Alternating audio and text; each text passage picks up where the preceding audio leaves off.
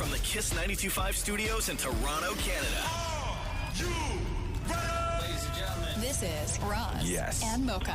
It's Roz and Mocha. What's going on? Hey guys, this is Bruno Mars. This is Selena Gomez. The Chainsmokers. Lady Gaga. Calvin Harris. Celestia Cara. This is Ed Sheeran. You're listening to my boys Roz and Mocha. Roz and Mocha. My boys Roz and Mocha. The Roz and Mocha Show. Between Roz and Mocha, who is your favorite? Mocha. Roz and Mocha. You guys are so funny, man. Congratulations, Lisa! Wow! You just won $1,000. That's amazing. Y'all just made my entire morning. Keep it up. You guys are awesome, man. This is the Roz and Mocha Show podcast. What made you walk out on a first date?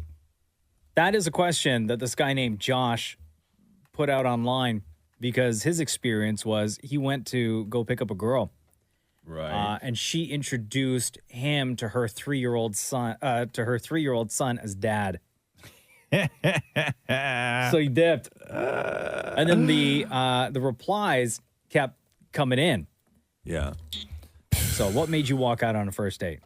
Harrison said, when I was polite to the waitress, she screamed at me, quote, "Would you rather be on a date with her?" Oh, come on. Come on now. A woman named Britt said he blew his nose in the cloth napkin and then set it down on the table next to his plate. So she walked out. A woman named Brianna said, I yawned and he stuck his finger in my mouth and said, "Poked ya." And then she dipped. A woman named Shelby said he ordered a pitcher of beer. Waitress said, 2 mugs? And he said, nah, just one. Oh. Look at Diva's face. So Jeez. Emily, this woman named Emily said he cried in the bar because they were playing a Kobe Bryant tribute. He then got drunk. He profusely was sweating and used the bar napkins to sop himself up. Then he had pieces of napkin all over his forehead afterwards. And then he fell asleep in the movie that we went to, snoring with his shoes off. I'd like to chill with that guy. I like that guy. The question is, what made you walk out on a first date? A guy named Brad said she had excessive flatulence. Oh, no. And said to me, "Can you smell it?" This one guy said when she invited her girlfriend on the date and they started ordering shots on my tab, it could have been a fun night, but I was pretty sure they were just trying to use me to pay for drinks. So I paid for my drink only and I left. Wow, good for you, girl. Let me find a nice way or a clean way of saying this.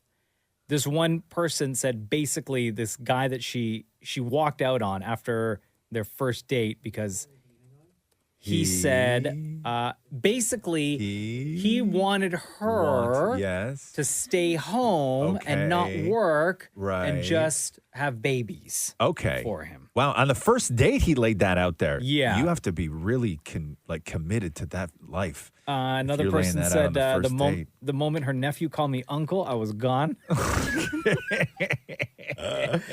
Tori said here, it's happened to me multiple times, but guys telling me that they love me on the first date. Like, just ew. It screams desperation to me. True. Have you ever walked out on a first date? Or has a woman, dare I say, has a woman ever walked out on you, Roz? Yeah. What the hell are you laughing at that for? The only time Maury perks up in the convo. Okay. You want to talk, Maury? Here. So Maury knew we were going to be talking about this, right? Yeah. So Maury writes me. Maury writes me this. Okay. Maury writes me. So the conversation is what? The question is what? What made you walk out on a first date? Okay. So Maury writes me this. I left a date when the I was set up with looked too smart, 210, smart and sophisticated with an F for me.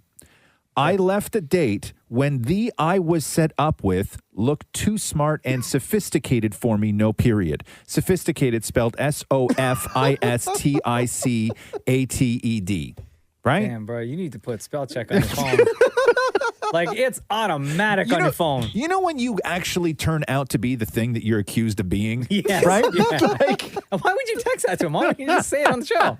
Okay, so sometimes I just sort of say, hey, here's where I'm. Oh, it's much better this way. Don't encourage him to talk. Shem, you ever walk out on a first date or had a woman walk out on you?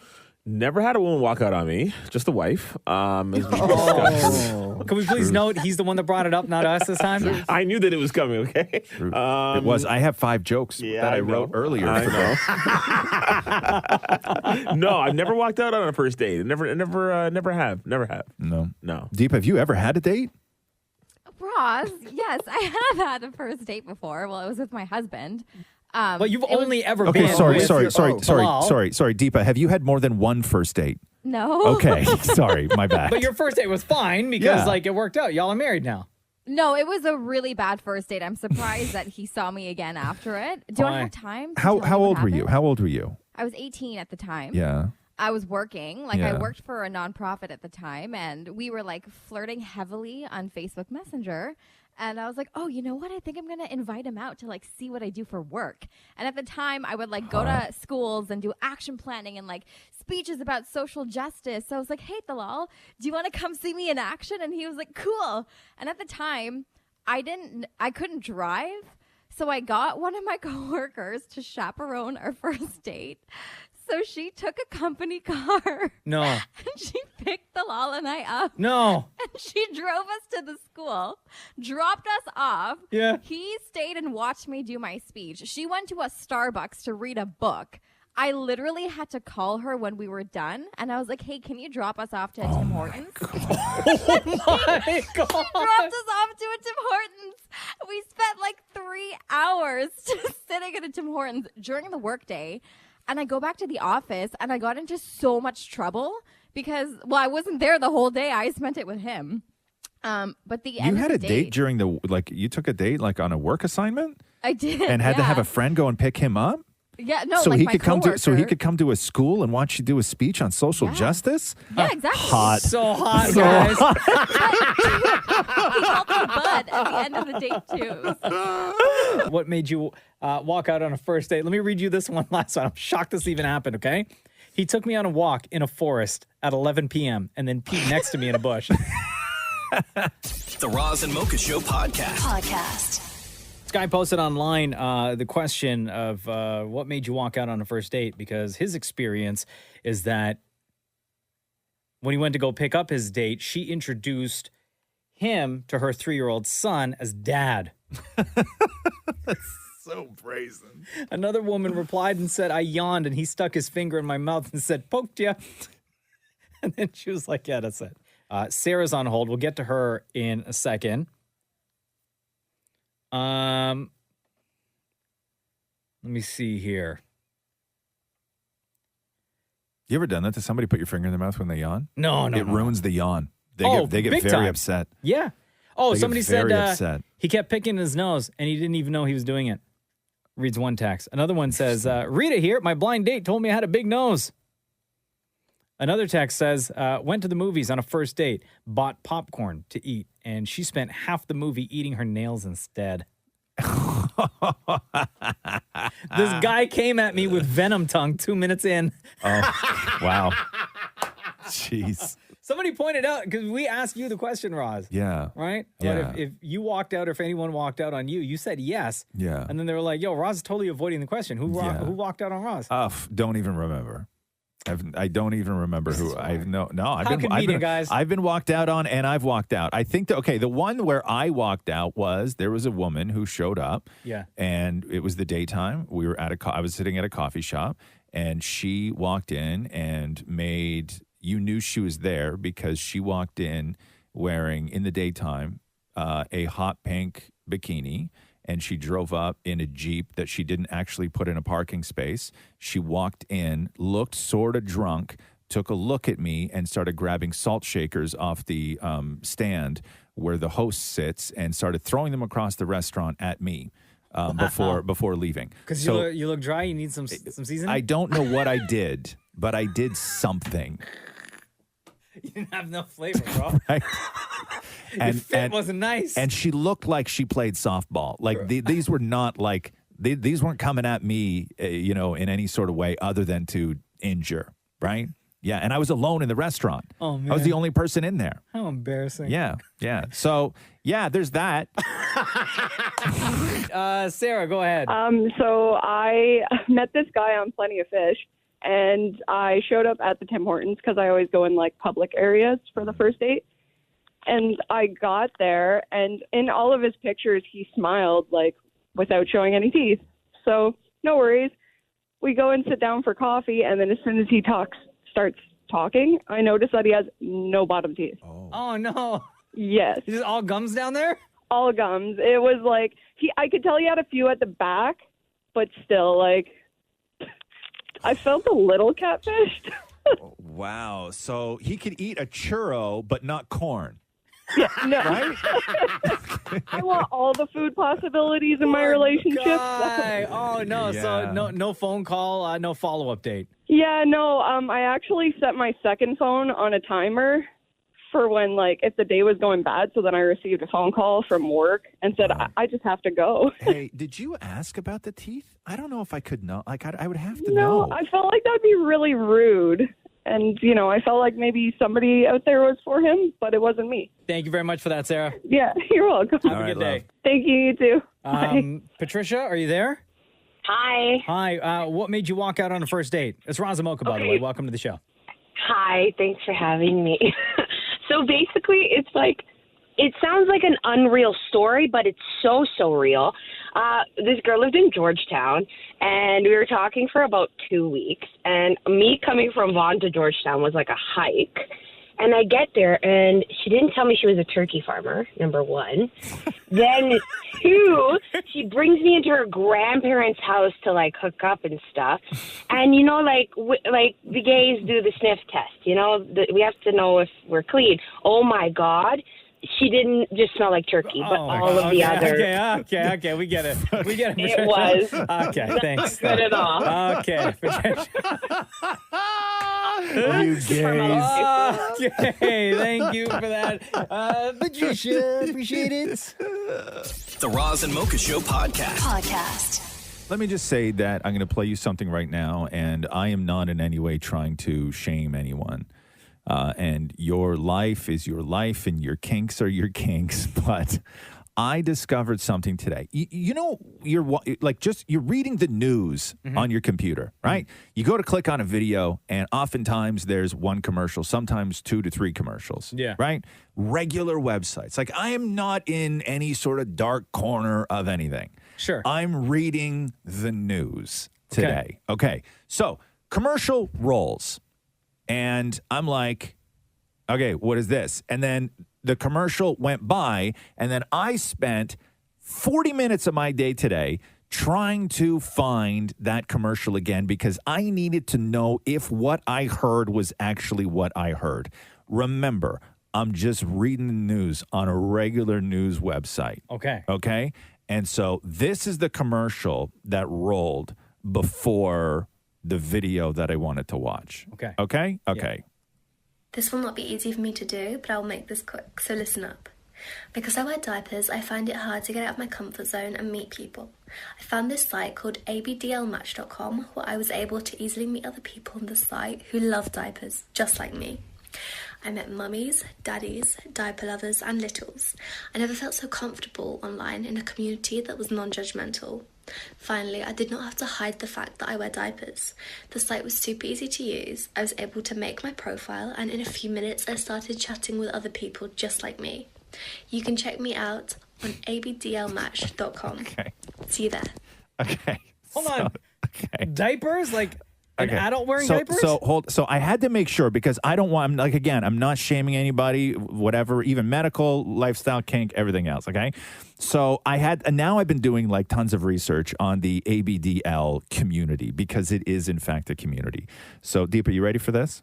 Yeah. Okay. ABDL stands for Adult Baby Diaper Lovers. So these are 2 separate subgroups of the community.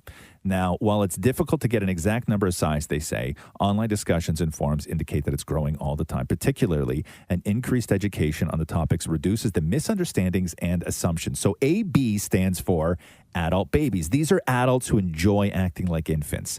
They wear baby clothes and diapers, and they do like baby activities. DL stands simply for diaper lovers. These adults may not be as interested in role-playing as a baby. Instead, they prefer wearing diapers over regular underwear because they simply admire the look and feel of them. What? The look and feel. Okay, It's so a puffy dough. Okay, so they also recommend. Which the best diapers are for people who enjoy to wear diapers. No. Right? Okay. No, and come keep on. in mind, these are not for medical reasons. These are people where it is preference. Yeah, yeah, okay. yeah. So apparently, the most absorbent adult diaper is something called the Megamax, where they say, as its name implies, these tab-style briefs provide up to 12 hours of quote massive capacity. Okay. Massive. Oh no. Okay, so what this was, and again, I was reading the news But how when would this that commercial commercial happened because this pop up on your- because this commercial is for a dating site for people who enjoy massive capacity adult diapers just for leisure wear are able to then go and find other adults who are into the same thing, and then you guys can just sit and have diaper talk together. I guess. I don't know. Are these commercials I'm new to this. specific to a website, or is it specific to, like, I don't understand how commercials, like before, like a YouTube video or a video Right. that appears like on a news site, how Right. it gets tagged to that particular video. Is let's- it based on location or just... Bro, let's not worry about that. Okay? Let's not worry about how I got No, involved in this. Let's yeah, not worry about because how I'm it wound trying up on my computer. I'm trying to figure out No. why it appeared on your computer. I have Targeted no ads. idea. I have no idea. I have not looked. I didn't even know this existed, let alone only accidentally thing- looking it up. Because you know how our phones are always listening to us, right? Yes, Right. And all you the could time. not be searching for anything related to something that pops up on an ad, like on Instagram or YouTube or whatever. Right. Right. It just so happens that a conversation happened. Your phone was in the vicinity, and it finds that thing and then advertises it to you later. Right. Right. I think I know what happened. Yeah, Sorry, here's Marky, what go I'm ahead. thinking. What Deepa? I think that back in December, when Deepa, Yes. as a Yes. joke, gave Yes. you, Roz, Yes. adult diapers as a Christmas gift, Right. that maybe your phone heard that or something, your computer heard that, and now you're a target for these ads. 100%. I'll tell you, because I've now done so much research into the ABDL life, which is adult baby diaper lovers. Yeah. Everything on my computer now, every single banner, every ad, everything that asks me to click on it is all adult diapers. Is it actually? Got him. Every single. I spent so much time this morning. Look at Maury. Look at Maury. It's the greatest day of your life, Maury. Oh my God. I spent so Photos much time. or it didn't happen. Shut up. Photos or it didn't happen. Maury, you do not want to see the photos of what I've been getting. No, you don't. Also don't want to see the photos of what I had to look at when researching adult baby diaper lovers. Got him. The Roz and Mocha Show podcast. 4 degrees right now. Today is going to look like this: rain, freezing rain, ice pellets, and snow. So give me the times. Do you have the times? Because I need to know when all this jibber jabber's starting, man. Because you're so busy. I got a lot to do today. I got to go uptown, downtown, and I just need to know. I just need to know if I'm sick or not today. Oh, God, super spreader. You know what I mean? Was it raining when you came in? It was pouring when I came in. I need to know whether I'm sick or not. So that's going to determine what you say next. Rain changing to snow around 3 p.m. Brief periods of freezing rain and or ice pellets. What time does that start? I don't know. Oh.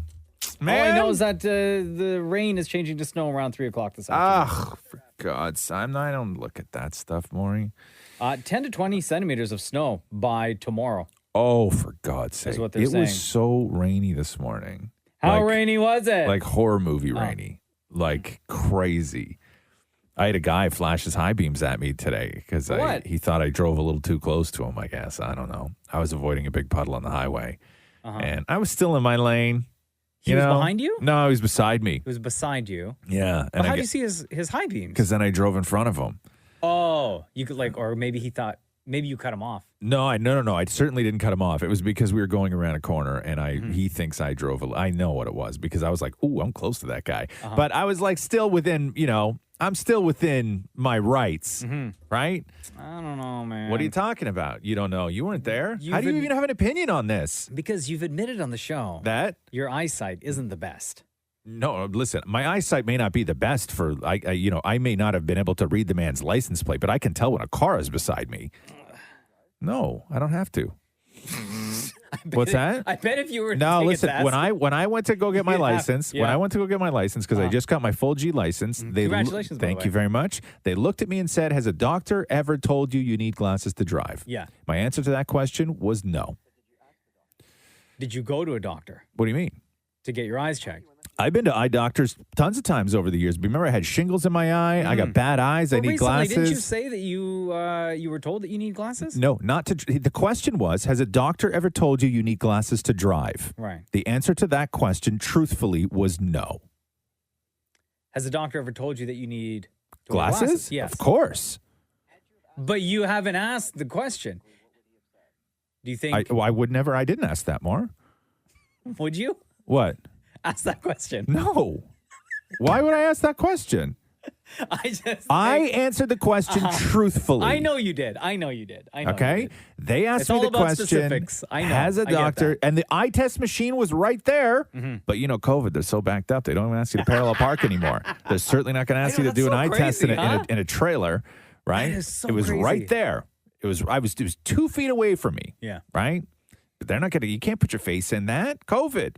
So I saw it there. He looked at it, then looked at me, and was like, I try not to squint, right? You know what I mean? Yeah, of course. And the sun was He's like right in "You my good?" eyes You're too. like, "Yeah, I'm good." Bro, the sun was right in my eyes too. Like he had a window behind him. The sun was like beating in my face, Uh-huh. and I'm And like, you "Don't couldn't squint, crack. don't squint, don't Uh-huh. squint." You squint once, your face is in the thing. Yeah, Right? totally. Yeah, Totally. No Thank license you. for you. Thank you. Right, go parallel park. Let me see you do that. Yeah, I got to Bliney. start all over again. The Roz and Mocha Show podcast. You know what we haven't done in a while? What's that?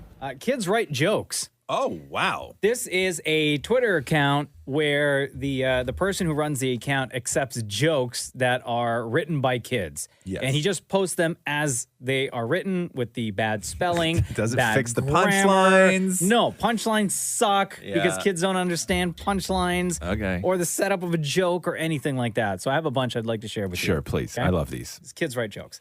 My teacher asked the class what 5 times 5 was. A kid says 25. I raise my hand and say, what's better than 25? 26. Why was the bear a good cook? Hold on. Can you turn Maury's microphone up? Because that may have been Maury's. I've never seen Maury laugh. I was not expecting that great answer. Can you go back and read that first one again in case anybody missed it? My teacher asked the class what 5 times 5 was. Yeah. A kid says 25. I raise my hand and say, what's better than 25? 26. Okay, you're going to like this one. You just end it there. Why was the bear a good cook? Why? Because there's a B in bear and a B in breakfast. Chef just shaking his head. What did the floor say to the chair? What? Get off me, you fat idiot. What do dogs call Italy? What? Dogtally. Okay, knock, knock. Who's there? Bun. Bun who? Why did the bun go across the street? Why? Because he met a duck, and the duck's egg was giving him the cow milk, and then the bun got sugar, and the hot dog appeared out of nowhere. Okay. What happens if a flamingo had 2 feet? What? Nothing. Oh. What is white and black and can fly? What? A fridge with black paint on it falling from a tree. What do you call yogurt from Greece? What? Greek yogurt. And yogurt made in Canada is Canadian yogurt. What do you call a truck that doesn't deliver anything? What? An empty truck. Okay. What do you call a cat who can't dance? What? Paul.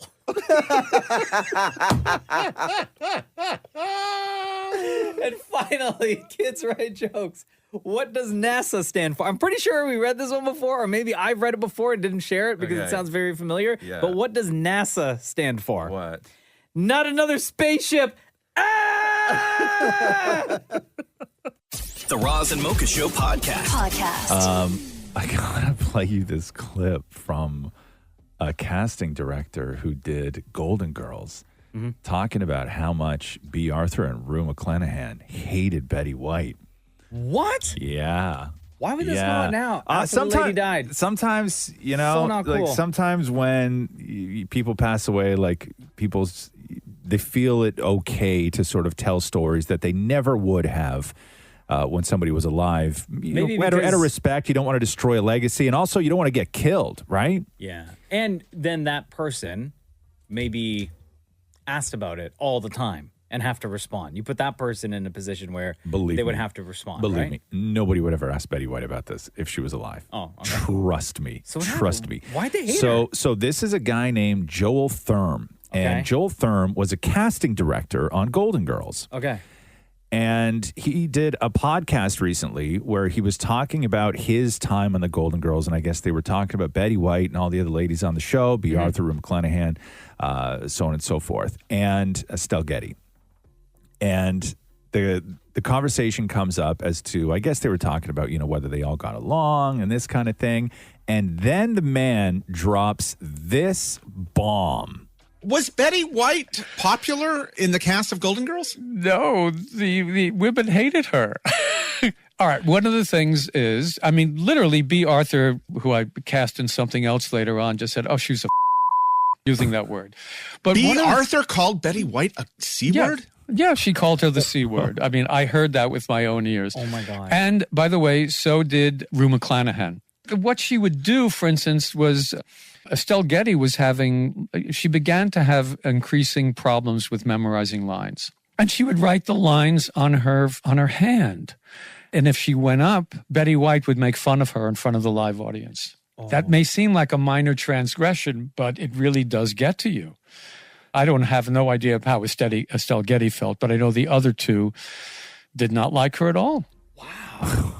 Like gang warfare on that Damnit Maurie. on that stage. Okay, so when this thing came out, it blew my mind because all you see in old videos is them getting along, talking about how they loved each other. Yeah. But then I messaged all of the fan groups that I'm with. Mm-hmm. Apparently, this was known. I had no idea. But So you're not a real fans fan knew. then. Yeah. They should take away my card. Yeah. I didn't know this, but it's shocking because anyone who's ever worked with Betty White says she's amazing. So I don't understand But they say she's amazing because she's a legend. But they say other people who are notoriously awful are amazing as well. Just because But they did a whole special on TV the other night for her, and everyone had nice things to say. Because you're honoring the legend, but you have to understand that in show business, being like a completely awful person has for decades and decades and decades been rewarded, right? But like why that's ruin this image of her for us after she passes? Why would you come out and say that? But you just said all the fans, the fan I know, but sites, I all the didn't fans know that. really, I really don't knew. want to know that. I know, but more. I will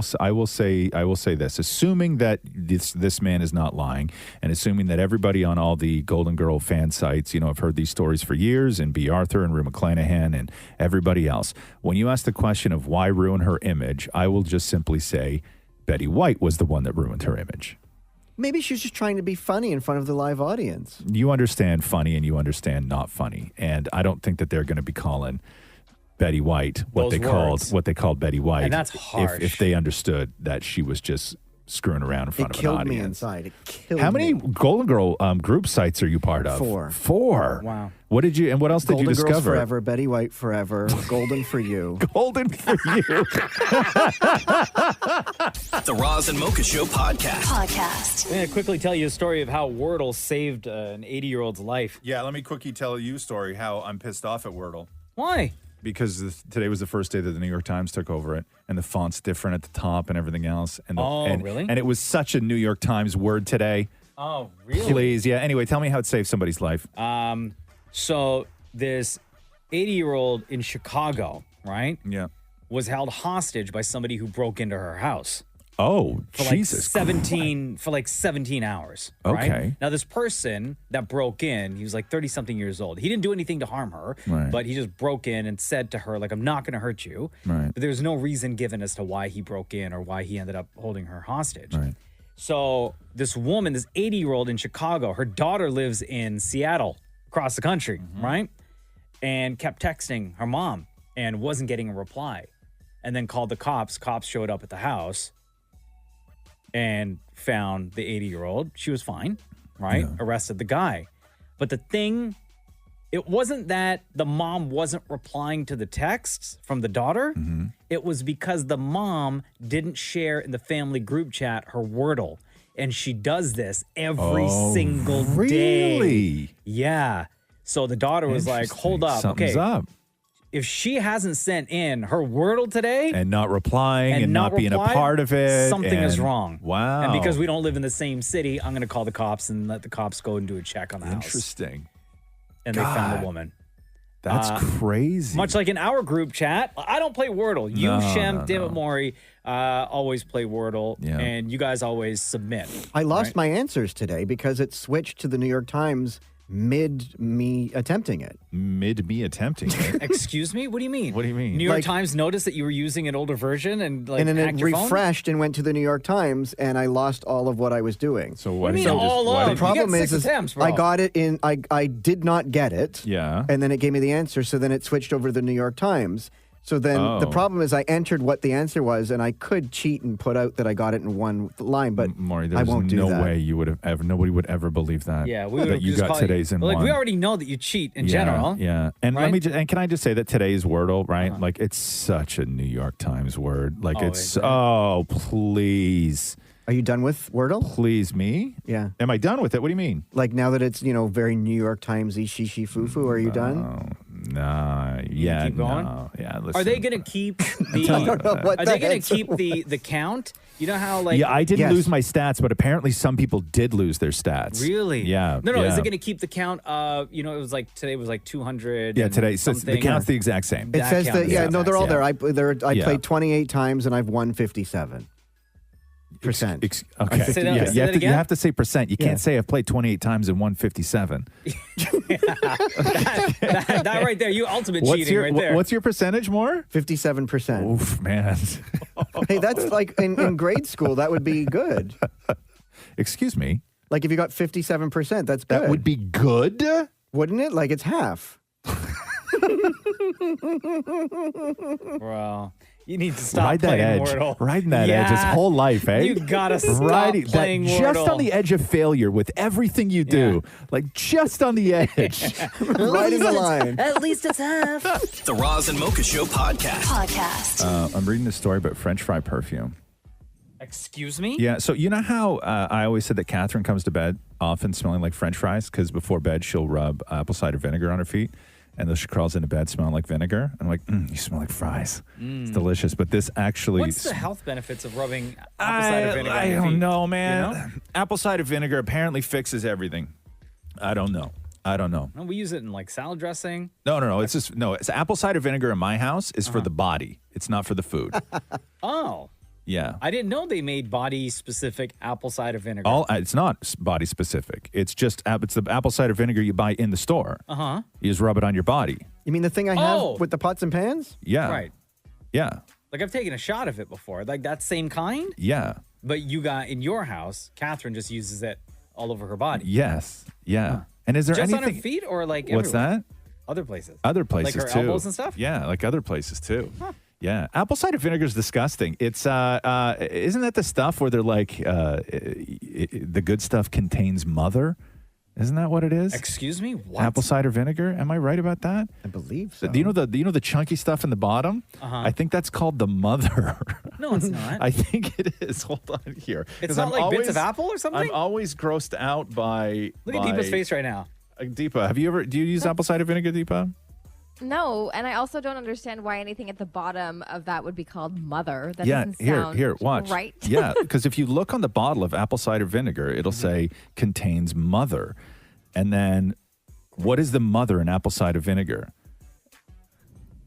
What is the mother? Apple cider vinegar is made through a two-step process. First, yeast is added to apple juice to break down the sugars and da-da-da-da-da. Then a bacteria is added, which converts the alcohol into acetic acid. Okay. The bacteria is what is known as the mother. So that chunky stuff in the bottom, the good stuff in the bottom, that's why you don't shake apple cider vinegar, right? You're supposed You're to not supposed to shake it? No, you're supposed to leave all that down there, I think. The mother? It's called mother. Yeah. Is that not the most like disgusting like But what would you rather, bacteria? No, but just calling something mother. Make up a right? name.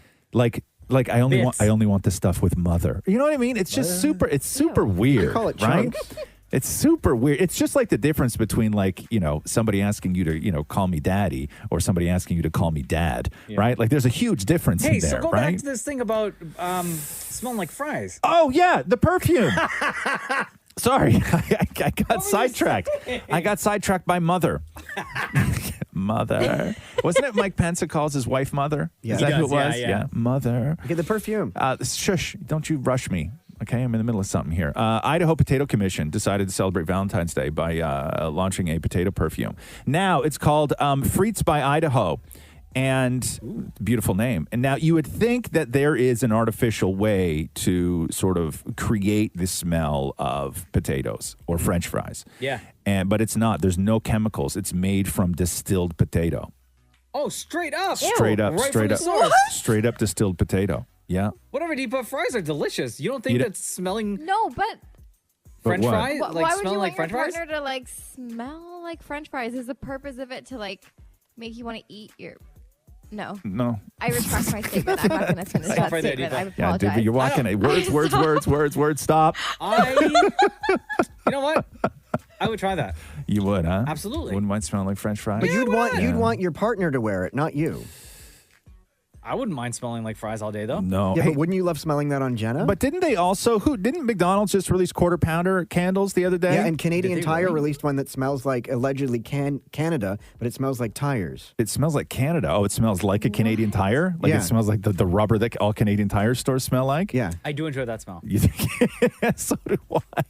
I really do. But the quarter pounder candles, apparently, one candle smells like sesame seed bun, one smells like ketchup, one smells like pickles, one smells like cheese, one smells like the onion, and then one smells like the beef. And they tell you that you have to light all of them at the same time. No thanks. The Roz and Mocha Show podcast. Roz and Mocha's Hell of a Story. Anna, welcome to the Roz and Mocha Show. Thanks. Which one's Roz and which one's Mocha? Mocha brown, Roz white. Lovely. Okay. I love that. I'm Hannah. I'm black. Singing it with Hannah, it is so good to have you. So where does your hell of a story start? My hell of a story started when I met this guy. He pursued me for so long. And then I said, you know what? I'll give him a chance. Some charity work, you know? Anyway, fell in love. Everything was amazing, perfect. He was the best guy ever, but we were long distance. So for me to get to him, it was a 4-hour flight. Wow. And I was going back and forth every 6 or so weeks. And then I went to myself, you know what? I'm going to go visit my man. Oh, just like a surprise. Just a little pop up on him, but from a good place, like just because I missed him. Mm-hmm. I go to make his bed and I see a long blonde hair. You are not blonde, by the way. I do not have that. Now, when you say you go to make the bed, had you already slept in the bed? Like, is this the sort of next morning? No. No, it was fresh. Did you have a key for his place? He was in the house. Oh. He was in the house on his PlayStation. Oh, okay. Lovely. He did not even have the decency to change the bed before I got there, which is fine. He had to clear that level he was on. Right. I got the blonde hair and I was like, should I say anything? Should I not say anything?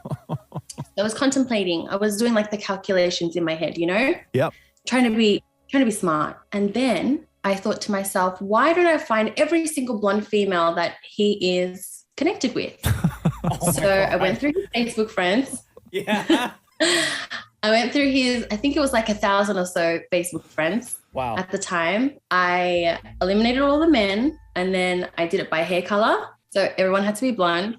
Everyone had to be in the same city. And I had an age bracket, so between a certain age. And then I did it within like vicinity. So could it be in his house? You like work for the FBI, huh? You know what? I've been told a couple of times that I should go work for them. Okay.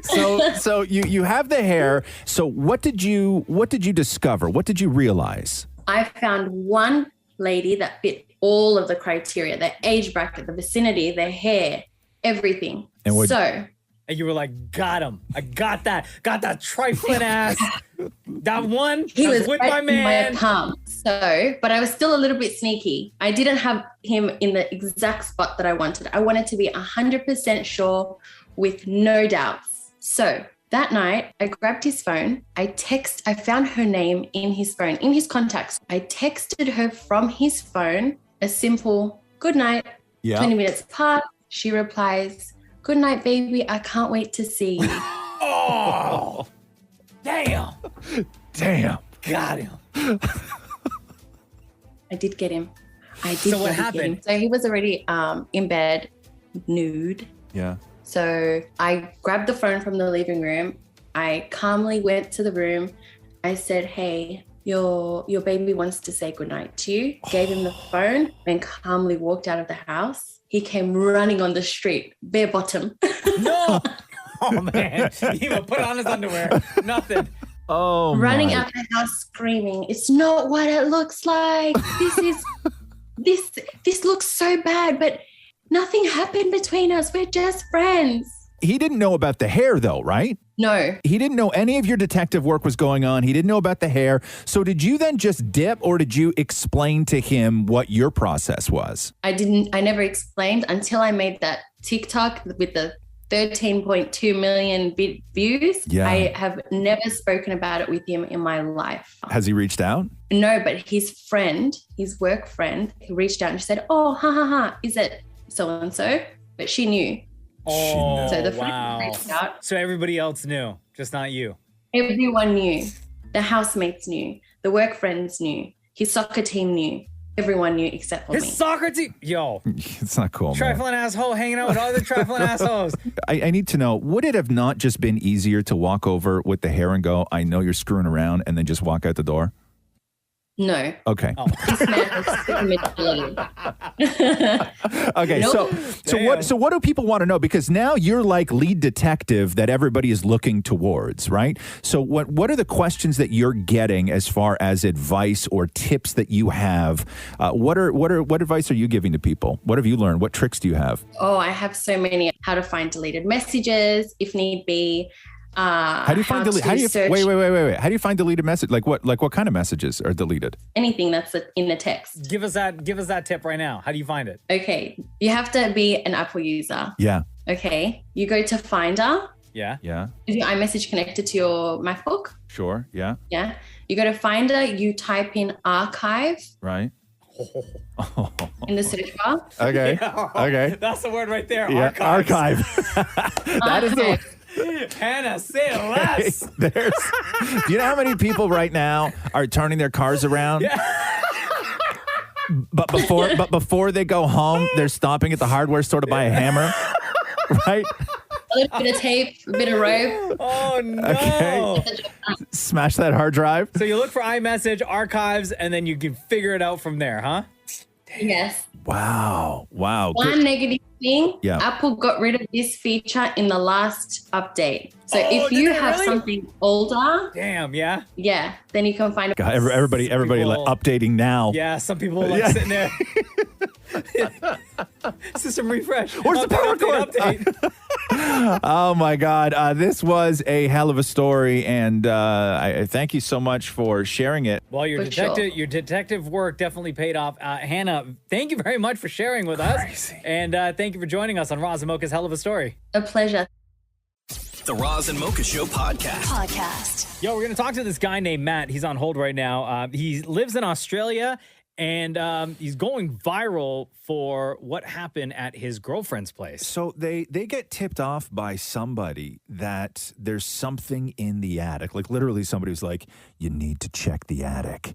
And what they found when they went up to the attic was like a stalker shrine. Like there's a shrine in the attic dedicated to somebody where there's like articles of clothing and photographs all taped to a brick wall. And then in like little Ziploc bags, there's things presumably that belonged to or had been used by whoever this guy was, like a cigarette butt and like some gum in a bag. And then pants too, like jeans or something like that. And then they just said in others, there was just quote unquote liquid. But it's a full like stalker shrine that had been in this attic for years. Yo, Matt, what's up, dude? It's Roz and Mocha. Good. Yourself? We're doing good. Is your girlfriend still living at the house? Well, she's currently in mine tonight, actually. So, funnily enough. So, yeah, still pretty fresh. Okay, so you get tipped off by somebody that there's something in the attic, right? That's the story. But okay, first let's start off with who tipped you off that there was something in your attic? Like that alone is weird. Yeah, we were sitting out the front of the house and the previous tenants, so the people who used to live in it before us, walked past me like, hey, what's up? We used to live here before you. Have you checked out what's in the roof? And we were like, no. What do you mean? And they were like, you need to get up there. There's some weird stuff up there. There's a bit of a football memorabilia. And we were like, oh, no way. So we sort of sat on it for a few months, didn't really give it a thought. And then we A went few up there months? You last didn't even week. go up there that same day? Yeah, I know. It just sort of sat and was sort of, we were a bit sus, but like, it was just, up there the whole time. And last week we went up and sure enough, there it is, sitting on the wall. So, a lot of creepy items. So it looks like it's been described as a stalker shrine, and it's a very accurate description of what it looks like because it's a brick wall with all of these things pinned and hanging off this brick wall. And like, there's a leather jacket, there's a couple of like soccer shoes, but then all the stuff in baggies. What was in the baggies? So they were singular used items. So I'm talking used Band-Aids, used soap, strands of hair, weird liquids as well. So I'm talking there was a bag full of like red. We don't know what it is, but kind of resembles blood. And then there were like photos that were pinned up to the wall as well, right? And the photos, were they of the same person or were they photos of different people? So it looked to be the same person, just taken multiple times. So one looked like it was on the beach, and then there was another one looked like it was just somebody on the football field, and then they just had the negatives just hanging above it. So it was very, very evenly placed. Who was it a shrine to? So it seems to be a Australian rules football player from either the 80s or the 90s. So a bit unusual. I reckon it's been sitting there for about, I'm going to say, a good 30, nearly 40 years. Wow. Okay, so you guys see this stalker shrine in the attic of your girlfriend's place. And immediately after that, you do what? You call the cops, I assume, obviously. No, you go and put it on TikTok, apparently. So, you haven't called the cops yet? No, we have. So pretty much we were like, okay, we'll call the landlord. So we gave the real estate agent a call, and they were like, nah, chill out, it's all good. They know about it. Like, apparently it was renovated like 3 or 4 years ago, and the builders let them know, and then they just said, do what you want with it. So they knew about it, but not to the full extent. And so we were like, yeah, not a good enough answer. So we have here in Australia, we've got like a non-urgent police line. Yeah. And we end up calling them, and they're like, well, is there a body there? And we're like, nah, no body, but like still pretty concerning. And they were just like, yeah, if no body, we can't help. So unsatisfied, we went to the police station and showed them all these images. They were like, okay, we actually do need to put it in a report. So finally got there in the end, but yes, it was reported to the police. Like, nobody wanted to know, like, hey, maybe we should find out who this Aussie Rules football player is and just see if the man's okay. Yeah, that's what I was thinking. I'm thinking, this could be linked to like, a really, really old cold case, and hopefully we find something out about it, or might be left a mystery. You never know. Wait, hold on. Matt, you didn't then go looking online to see if this Australian football player is still around, or like what he's up to today? We did, yeah. We still can't figure out who it is. So it may be linked to like a country league or something like that. Did you open the bags and stuff? Oh, I'm not touching that. I'm not touching You didn't touch anything any of up it. there. But yeah, no, I think we're just gonna leave it until either the landlord or the police, take it down. So it's still up?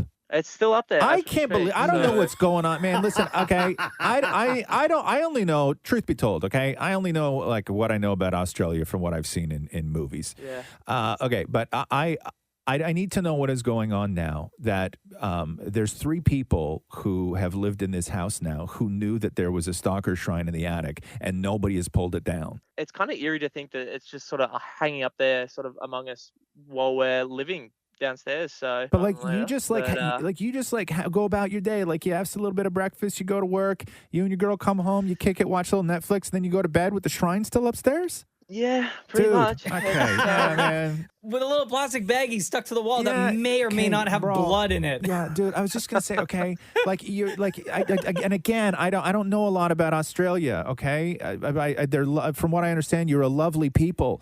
But now that I learned that 3 groups of people can live in one house and sleep soundly, knowing that there's a bag of blood taped to the brick wall in the attic, I'm starting to think differently of you. Yeah, as you should.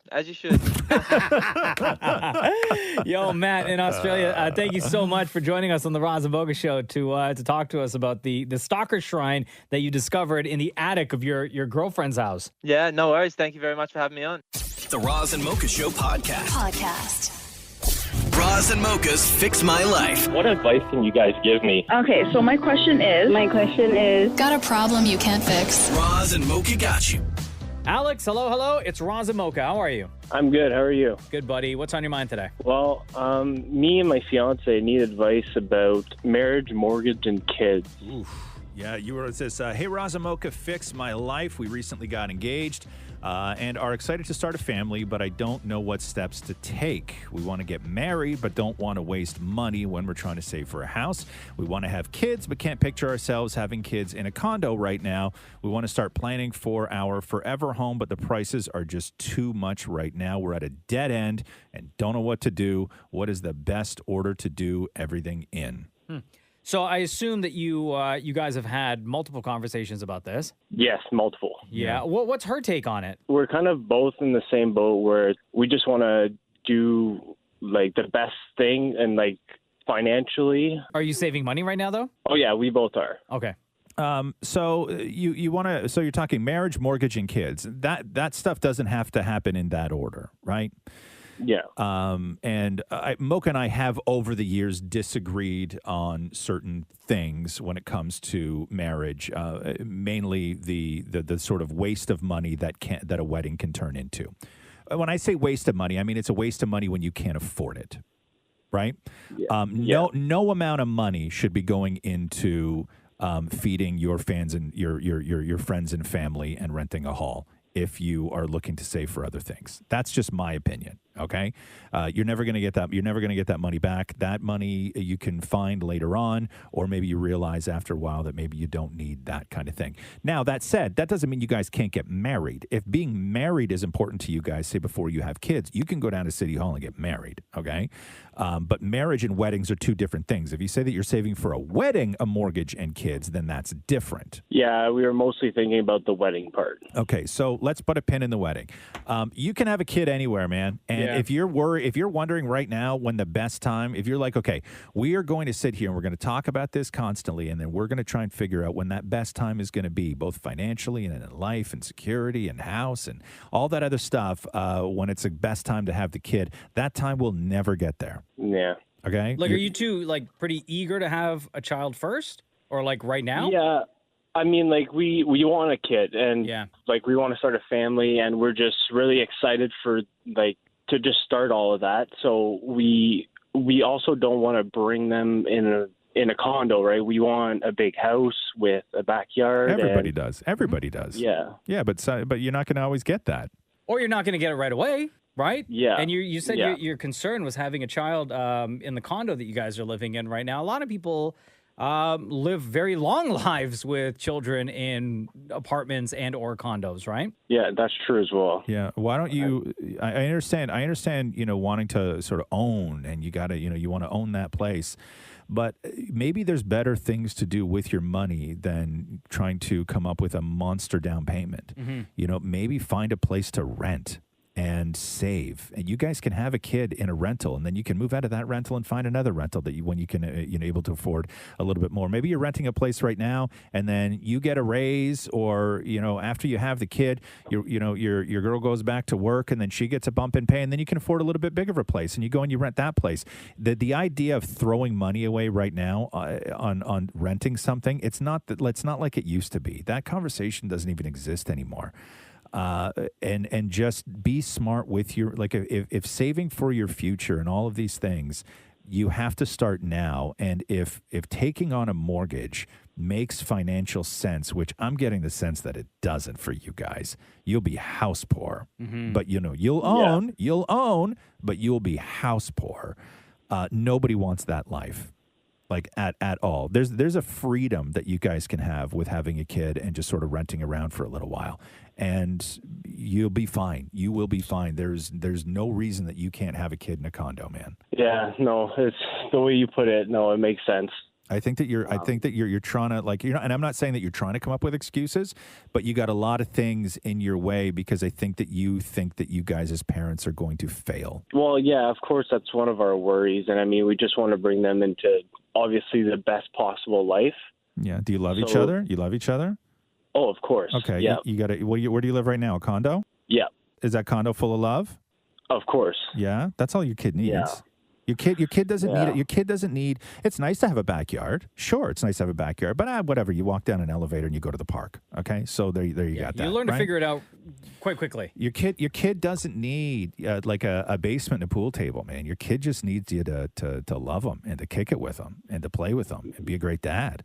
Like you're not going to fail your kid because you're a renter. And feed and change. Yeah, it's not it's not a failure. It's not a failure at all. Yeah, no, it's true. No, you're totally right, and I think that's what we need to remind ourselves. Yeah. There's not a checklist that things that you have to have in life before you can bring a kid into it. People always say, "Oh my God, I don't want to bring a kid into this life. I'm renting." Or no, you don't want to bring a kid into a miserable relationship. I get that, but if you guys love each other, who cares where you live? Yeah, no, that's great advice. Thanks a lot. Does that help, dude? Yeah, it really does. Thanks, guys. All right, buddy. You take care, man.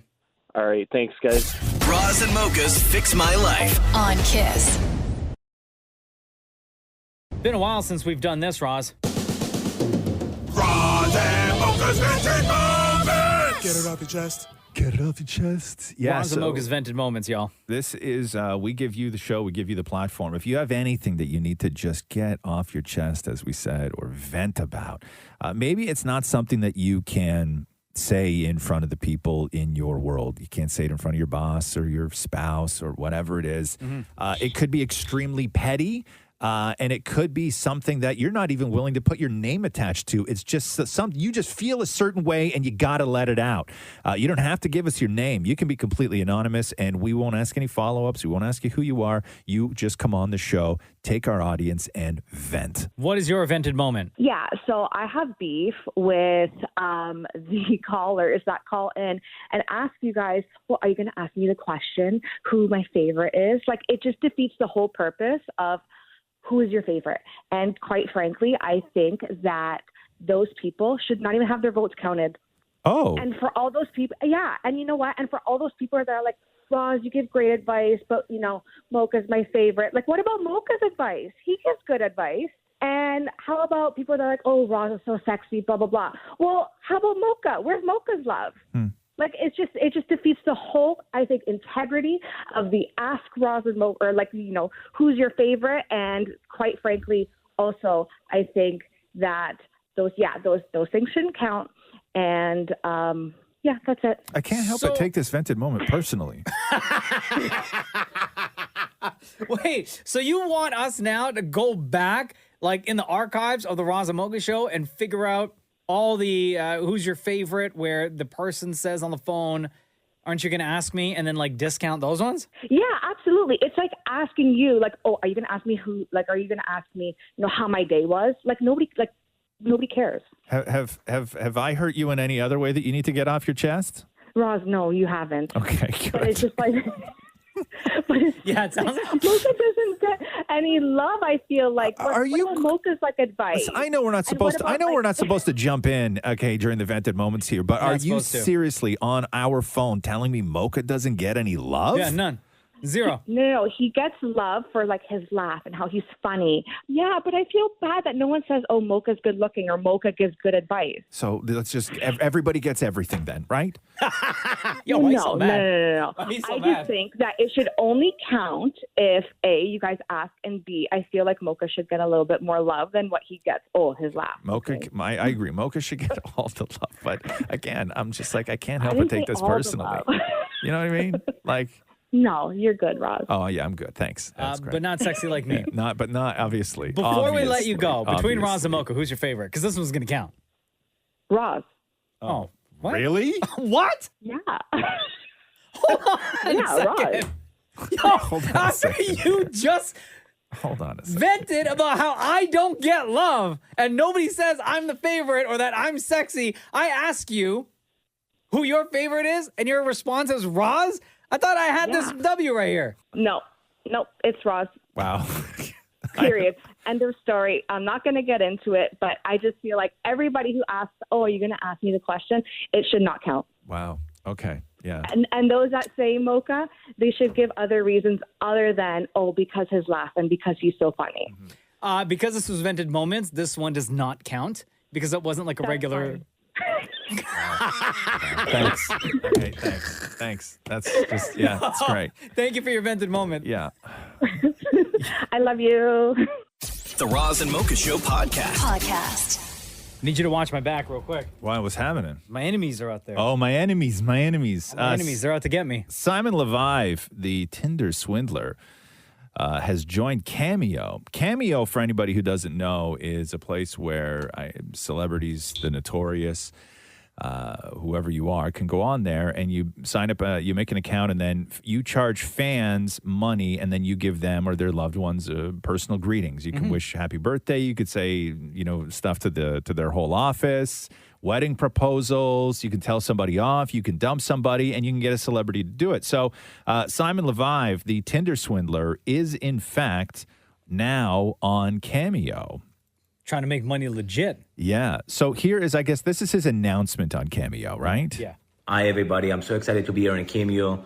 I'm Simon Levive. If you want any blessing, anything, birthday, whatever, shout out. I'm so excited to be here. I wish you a great and a magnificent day, everybody. Take care. And how much does he charge? What's he charging here? $1,400? Is that what it is for business? So it's $300 for personal, and then $1,400 for business. $7 if you want to DM him. What, you have to pay him to be able to DM him? Like, Yeah, or does that's does he DM you back? You can write a message. It's his choice whether he writes you back or not. But it's $7 if you want to send him just send him a message. God, it's like Canada Post. So weird. So I'm like, okay, so if you get the Tinder swindler, right? Like, I always want to know how lenient these people are. Like, could you get them to be like, talking about enemies and stuff like this? Like, would he do it? And I guess the rules on Tinder is that because if you don't, the guy from Succession will be in character if you ask him to tell people off. That's right. But that's different. This guy, we're talking about a man who allegedly swindled $10 million from various women, right? Yeah.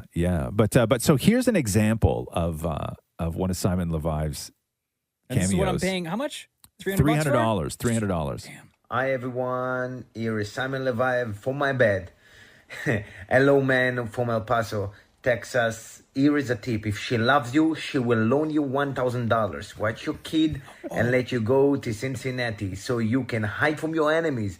I love you all, El Paso. Stop driving crazy. I love you all. I wish you a great and a magnificent day, everybody. Take care. Damn. And in that video, he was shirtless under the covers. I wonder if the women who were featured in the Netflix doc, Right. like what they see this and what goes through their minds. Well, what are they thinking? They started a GoFundMe, right? Oh, did they really? I didn't know that. Yeah. How What? much is it to make the money back? Is that what it is? I People, you're guess, shaking your yes. head. You know? Yeah, they were trying to raise $600,000 to split between the three of them. Mm-hmm. I haven't checked the link recently, but it was doing pretty well. Hold on, let me see. I got Just it to here. recoup the money that they lost Yeah. to Mhm. Simon Levive? So far they have raised 140,000 British pounds. So whatever that translates into. I think Not I have the enough. right one here. No, not enough. Not enough. Pawn your car. My enemies. I love that woman that's still selling his clothes though. Oh, yeah. Oh. When she went, she says, spoiler alert, she was like, let me take all your expensive clothes Yeah. and let's make you some money. Yeah, Cameo's a weird place though. Maury used to be on was on Cameo, and then they told him to stop. Well, Not Cameo didn't tell Maury to stop. No. But the problem that Damnit Maurie ran into is that he was getting all these requests and wasn't fulfilling the requests. Right. But then you still have to at some point. So he was then doing these cameos for free, after missing the deadline, and then Yeah. you went into debt because of Which in theory I should have gotten in Cameo. trouble for because I wasn't making any money on Cameo. Right. How much were you charging on Cameo, Maury? $10. $10. Wow. While I was on there, I would have been the cheapest person on Cameo. Yeah, because right now, Johnny Fairplay from Survivor fame charges $15. Tom Brooks from the 90 Day Fiancé charges $19. William Hung charges $23. Damn. Floyd Mayweather charges $15,000. Yeah, I was Hold just on a going to get to second. that. Hold on a second. William Hung charges more money than Damnit Maurie. Yeah. But William Hung is cooler. Yeah, Caitlyn Jenner is up there at $2,500. Snoop $1,200. Cube $750. JoJo Siwa $500. What's the amount of time for the cameo? Like how many is it 30 seconds max? Is there a maximum? No, you could do the video as long as you want, okay, right? okay. But these celebrities have to get back to you within 48 hours. That's what it is. It's a time constraint, right? So Snoop, you left off at Snoop. He charges how much? So Snoop $1,200. Wow. Ice Cube $750. JoJo Siwa $500. Bethany Frankel $349. Floyd Mayweather $15,000. Wow. $15,000. And he did that because he wanted to be the most expensive on there. Of course, Floyd Money Come on. Mayweather. Listen, Floyd, if I'm paying you $15,000, you got to Yeah. read like a full novel to me. Right. Right. But did we establish whether Floyd Mayweather can read or not? No, he really can't. Oh my God, Roz, no, don't. No, that's It's a known well-known- thing. It's a well-known thing. Yeah, 'Cause yeah. Isn't that what 50 Cent used to say? Right? that he can't wasn't read. Wasn't it 50 Cent? Because that was the ammo that 50 Cent used again. Like they were best friends at one point, Right. And then 50 switched and was like, when they got into their big fight, they were like, okay, 50 went in and Hold on. I need to. was telling everyone how Floyd Mayweather can't read.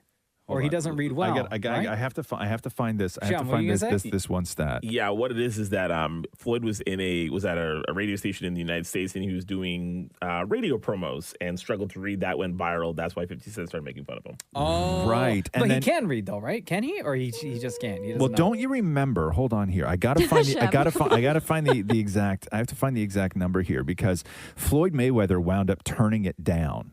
Right. And I think that 50 Cent offered Floyd Mayweather $750,000 to read one page of Harry Potter. And Oh no. and Floyd turned it down. Oh, damn. The Roz and Mocha Show podcast. Want to see Roz get worked up? Oh no, what'd I do now? That's not what you did. It's this story that I read today. Oh, here we go. That Disney is getting into real estate. Okay. What do you mean? Explain. Okay. They're creating residential community developments across the U.S. and But not not within the park confines. not within the park. Like they're building their own gated Disney communities? Correct. Oh, for God's sake. And they are Look at Deepa, so excited. Deepa. Yeah. This is a dream come And true. they are starting Yeah. with one area in California where Walt Disney, the actual Walt Disney, lived. Okay. Okay? Yeah. It's called Story Living by Disney. And what they released reads this. Story Living by Disney, which will see Disney create these communities that will be designed by the same team behind the company's theme parks. The plan, so before you get too excited, Deepa, the plan is to pitch the communities to adult fans of Disney, with some built specifically for individuals age 55 and up, while others will be geared towards people of all ages. The first neighborhood plan, which is expected to cover 24 acres, will offer shopping and dining options as well as a hotel near the beach. So they're building a retirement community. For adult Disney fans, yeah. But then they're going to expand with these other communities around the country. I guess once they get this one off the ground, will be open But up to I'm curious to know, other aside people. from obviously the price of those things, I'm curious what would also make it Disney. Are the aesthetics of the homes going to be sort of Disney-esque? the aesthetics Are they... around the property Yeah. They're like Mickey ears and No, it there's not. Yeah, No, there's it not. looks very much like Disney theme park when you see some of the concept designs. Oh my gosh. Can you like custom build, custom order? Like if I was like, hey, I need a fully themed Princess Jasmine mansion, is that something that they would do or is it just standard? But you know that you could do that to your own home now, though. Nothing's stopping you. I think my husband is. So you would move to this Disney community without the law? Yes. I think that's what you're saying. Not without him. I think it would take a lot of convincing and a lot of sit down chats to get him on board. But I think my convincing skills are at that level where I could make it happen. I think that we have to clarify here. This is not a goof for you. If somebody did give you the opportunity to live in a Princess Jasmine house, you would jump at the opportunity. Oh, 100%. That's like, I wouldn't even think twice about leaving to go do that. Oh my God. Like in Agrabah? A what? In the A what? palace? Is that the name of the place? Agrabah? Agrabah? Yeah. Have you never seen Aladdin? No. Roz. No. You're kidding me right now. Not the original Aladdin. No, I have not. I mean, they even say it in the new version. I haven't seen Lion King. I haven't seen. Oh, yeah, you haven't watched the original Lion King. No, I didn't see the original Lion King. I didn't see the original Aladdin. That explains a lot. It explains what now? It explains why you're not what happy. now? Didn't know my mic Why was you're on. not joyful. Here, let me show you just, there's a couple of photos Let here. me see here. We're talking about, by the way, if you're just joining us, hello, by the way. Disney is starting to develop like residential gated communities. like Yeah. residential communities, all that sort of look like. So here's one photo, right, Yeah. where it's like a common area, I guess. Right. And see people are sitting in a restaurant, and on the side of the restaurant, there's a photo here that's Disney related. Yeah. The Mickey ear kind of theme that I was talking about, and some of these designs that are in the common area here outside. So It's too bad Smurfs didn't take off as well as Disney did, because I'm sure Maury would love to live in a Smurf Are you village. kidding me? You know I what would I mean? love that. Tiny little shirtless dudes and no women. Everyone's blue. The Roz and Mocha Show podcast. The Academy Awards have a host, huh? Mm-hmm. 3 hosts. You happy about that? Listen, I've lost all but a tiny amount of interest in the Academy Awards. So Regina Hall, Amy Schumer, and Wanda Sykes will be your 3 hosts for the Academy Awards. I like them, but I don't know if it's enough to get me excited about watching the award show. Yeah. Right? Yeah. I don't know. I like dip in and out of that show. Hey, has Kevin Hart not apologized enough? Or has he been redeemed? Or has he everything else where they would then reconsider Kevin Hart to host that? Cancel culture won't allow him to. I don't know, man. But I mean, he's it was on his choice to leave. No, it was, but he knew what was happening, though. Like it was because they wanted. I believe at the time they wanted like another apology from him, and then he had said, "Listen, man, I've apologized for this, before, and all of this stuff." I don't know, but to me, that's where they like that. That's the fact that he probably won't get the chance again, but yet his career is fine now, right? Oh, yeah. Like the world is sort of like gone past. Am I wrong to say that the world has gone past? 1,000%. He's been on other shows. He's done other things. Like he's back to being Kevin Hart again, right? He announced yesterday. Like he's on Ellen. He's doing going all back this on tour, stuff, right? He's doing a multi-city tour across the state. we're Montreal. Like we're fine with Kevin Hart now, right? Like I don't know, are we? I don't know. I think so. I don't know. Everybody, I don't know. when he dropped that True Story show on Netflix, people were it was like one of the best shows of last year. But that's not a controversy that follows him currently right now, right? Like people I don't read a lot about Kevin Hart. Like that doesn't come up in the interviews and stuff like this, right? So Regina Hall, Amy Schumer, Wanda Sykes will be your hosts, and also Twitter is partnering. The Academy is partnering with Twitter. To give fans a vote on what their favorite movie was Will it count, though? of the year. No, but it will be on. It will be on the. It's going to be televised. So basically, their fans' choice award. They're adding a fans' choice award, and God, it's going to add to the broadcast. And the movie doesn't have to be from one of the movies that are already currently nominated for Best Film. Oh, so Spider-Man: No Way Home. So this could be, Spider-Man: No Way Home. Exactly. So I guess that beginning yesterday, Twitter users will get to vote for their favorite films released in 2021, regardless of if the film was nominated for an Oscar, using the hashtag Oscars Fan Favorite. The film that receives the most fan votes by March 3rd will be recognized during the awards broadcast on March 27th. And then they're going to take 3 actual Twitter users. I guess they'll find people randomly, and actually they will get to be part of the telecast as well. So they're going to get 3 fans, 3 movie fans. Can I enter? To do that. I still haven't watched don't Spider-Man, know. but I'm going to vote for it anyway. Yeah. Oh, sorry. This experience is not available in your area. Oh, you son of a... There you go. Come on, gang. Yeah. Oscar gang. Yeah. What was Spider-Man your favorite movie this year? Like if you were to use...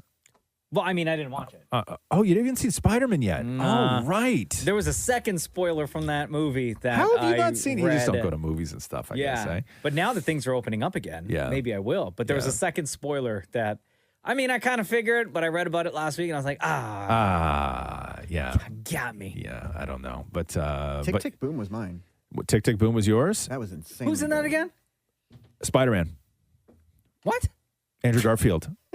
Oh, right. Yeah. I thought you meant Garfield. actually Spider-Man. I was like, huh? Yeah, it's Spider-Man, Tick, Tick, Boom. Right? That was the end scene credit? Yeah. After credit scene? Yeah, it's Spider-Man, Tick, Tick, Boom. Yeah, you'll love it. You'll love it. What was your favorite movie of the year? You probably can't even remember.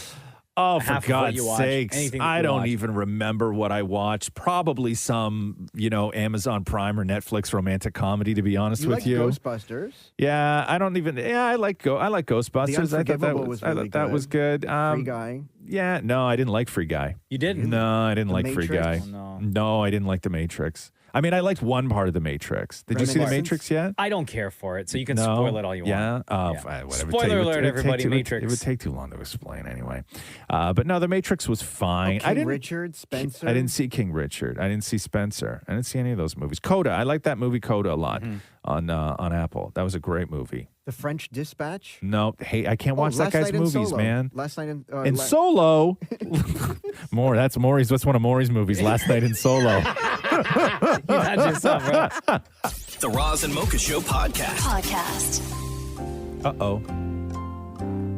I automatically feel stupid when this song comes on. Why? I don't know. It makes me nervous. I'm not going to ask you any questions. Thank you. I mean, I'm not going to give you any answers and have you ask the question. Thank you. Damnit Maurie had a chance to talk to Jeopardy champ Amy Schneider.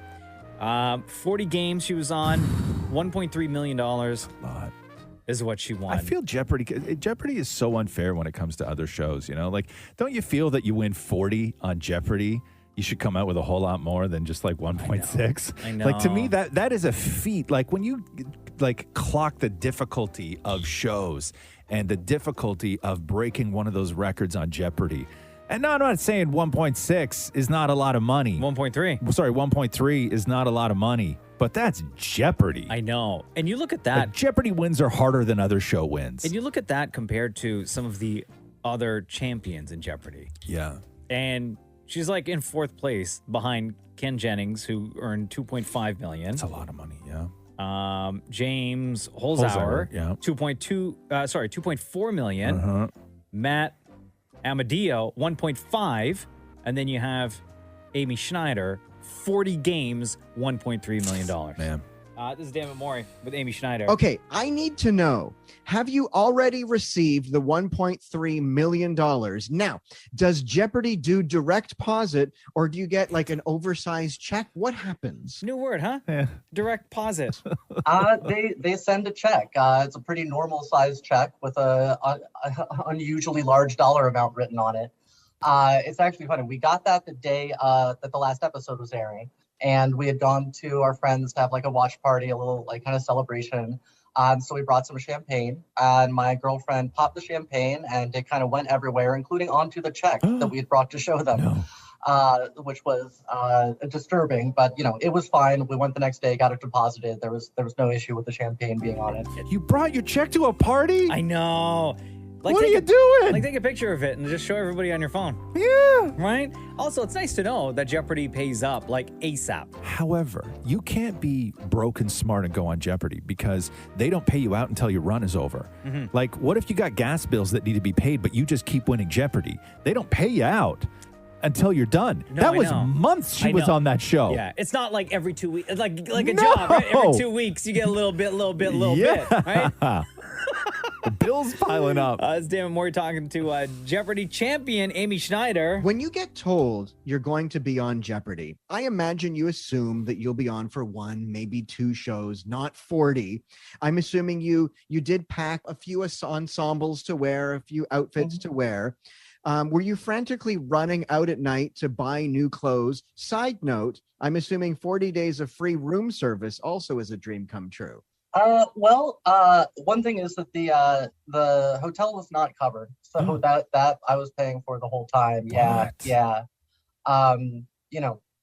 It is what it is. But yeah, no, I they tell you to bring 3 outfits, and they're like, if it repeats after that, people won't really notice that much. But I'm a compulsive overpacker in any case, so I pretty much always had at least 5 or 6. And yeah, there was at least once, and I think more than once, that they tape on Mondays and Tuesdays. That Monday night, I went out to Target. I was like, I got to have something new for the next one. I can't keep repeating everything. That's pretty They shocking. don't pay the hotel? Like, normally on these game shows, it would be like, contestants of whatever game show stay at the Radisson. They don't pay the hotel? That's weird, right? That's super, super weird. I find that very odd for a show as popular as Jeopardy that has been on the air for as long as it has been, and the amount of money they make in advertising dollars, that they don't have like a hotel partner. That's interesting. Where but rooms that's are not- comped. That's not in the budget, huh? Not at all. Okay, what is it like to be a millionaire? Like, have you changed your Starbucks order to be more fancy? Like, what is it like? Because I'll never know. So take the mind of a millionaire. Yeah, I mean, it's great. Like, I definitely, like, we don't agonize about certain decisions about like, oh, should we drive or call the car? Well, if we could just call the car, we can afford that, that sort of thing. But like I say, we're not trying to make too much of a change right now because, like, it's a fantastic amount of money, but like after taxes, and it's like a one-time thing in the Bay Area, it's not, we can't retire off of this money. So we do need to, but it gives me the chance to go out and try something new with that sort of safety net of all that money. But like, yeah, it's not by itself enough to just go live on an island.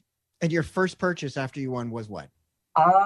It was, I think the first one was a kind of fancy little hotel in Half Moon Bay out here in California, just to kind of get away that weekend and kind of recover from all the insanity. So that was probably the first one. Girl, you know what I'm saying? So there you go. Damnit Maurie talking to Jeopardy champion. She was on the run 40 games. Total of $1.3 million. That is Amy Schneider. The Roz and Mocha Show podcast. So Nick Cannon's been making the news lately. We all know that he is, the girl that he's with now, I think they're still together. I don't know if they're together. Model, they are expecting it would be Nick Cannon's 8th child. Yes. I don't think they're together. As in a couple. They're just having a baby together. Yes. Nick Cannon is releasing an album on Friday. Oh, yeah? Right. Just full of all R&B songs. And for Valentine's Day, he released a song called Alone. Here's the thing. Mm-hmm. I'm going to read to you the lyrics to the song first before I play it, okay? Okay. So the lyrics for Nick Cannon's new song, Alone, say this. I say I'm cool when I know I miss it. I'd trade it all for the case. If I could have you back. If I could go back to where we started at. As much as I want you back, it's probably better where you at. Because I'm still running the streets. I'm still all in the sheets. Having babies. Models and singers and actresses saying they're pregnant by me. He's talking to, in this song, to Mariah Carey. Mm-hmm. Yeah, sounds like it, huh? Yeah.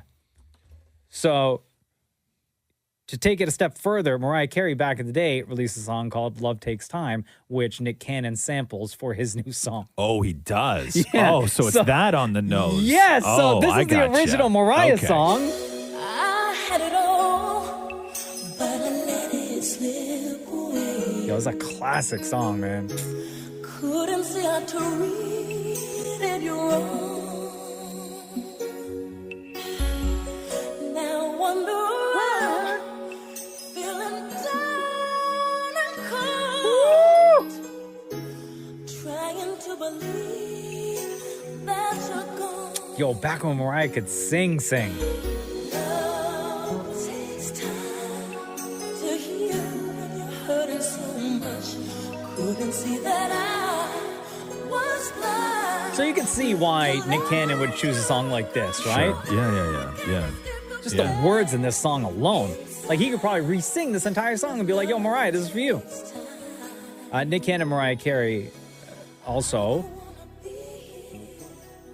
have kids together from when they were together for, what was that, 8 years, I believe? Hashtag dem babies. Right? Remember? Yeah, hashtag them babies. Yeah. So this is the Nick Cannon song called Alone.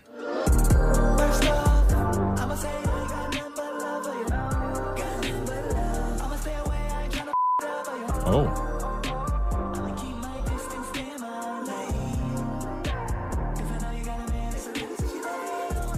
I can't understand what he's saying. I know, that's the thing. The song kind of, the mix on it's pretty bad. That's why I had to read the lyrics to you.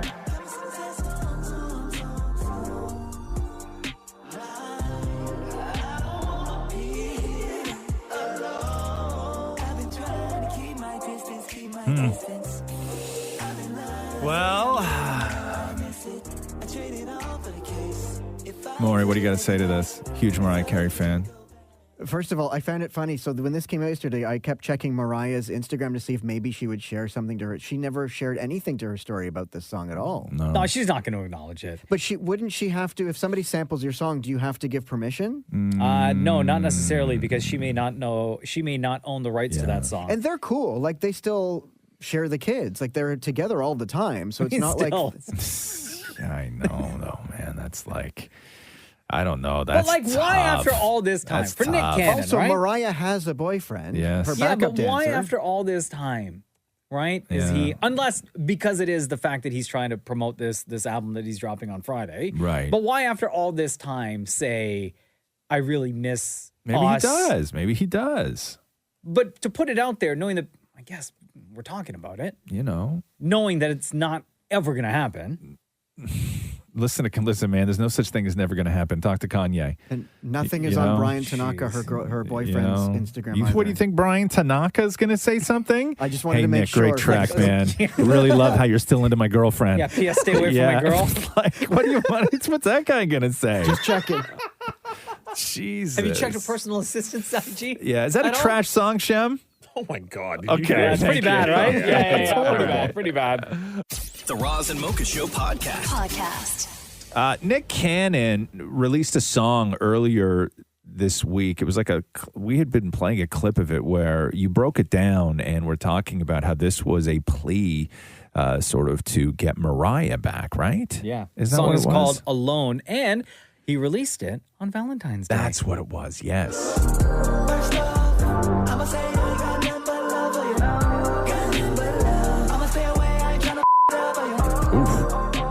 And what made it significant is that he samples. He sampled an old Mariah song. Right. yeah. So if you're like, this could be a love story about anybody, he sampled Mariah, his ex, on the Come on, track. man. They got kids together.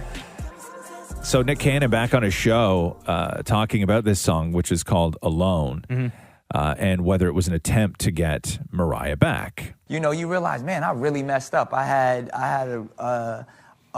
probably the greatest situation. I had my dream girl, and I messed it up. So don't clap for that. No, but to be honest and vulnerable, I understand why you're clapping. So the song wasn't really about trying to get her back. It was taking ownership of what I did as a man and owning my flaws, and expressing it through song. Hey, does he still have that giant Mariah tattoo across his back? Oh, I think he does not. He No, doesn't? Maury, he Did doesn't. get rid of it? Oh, really? Huh? With Yeah, what?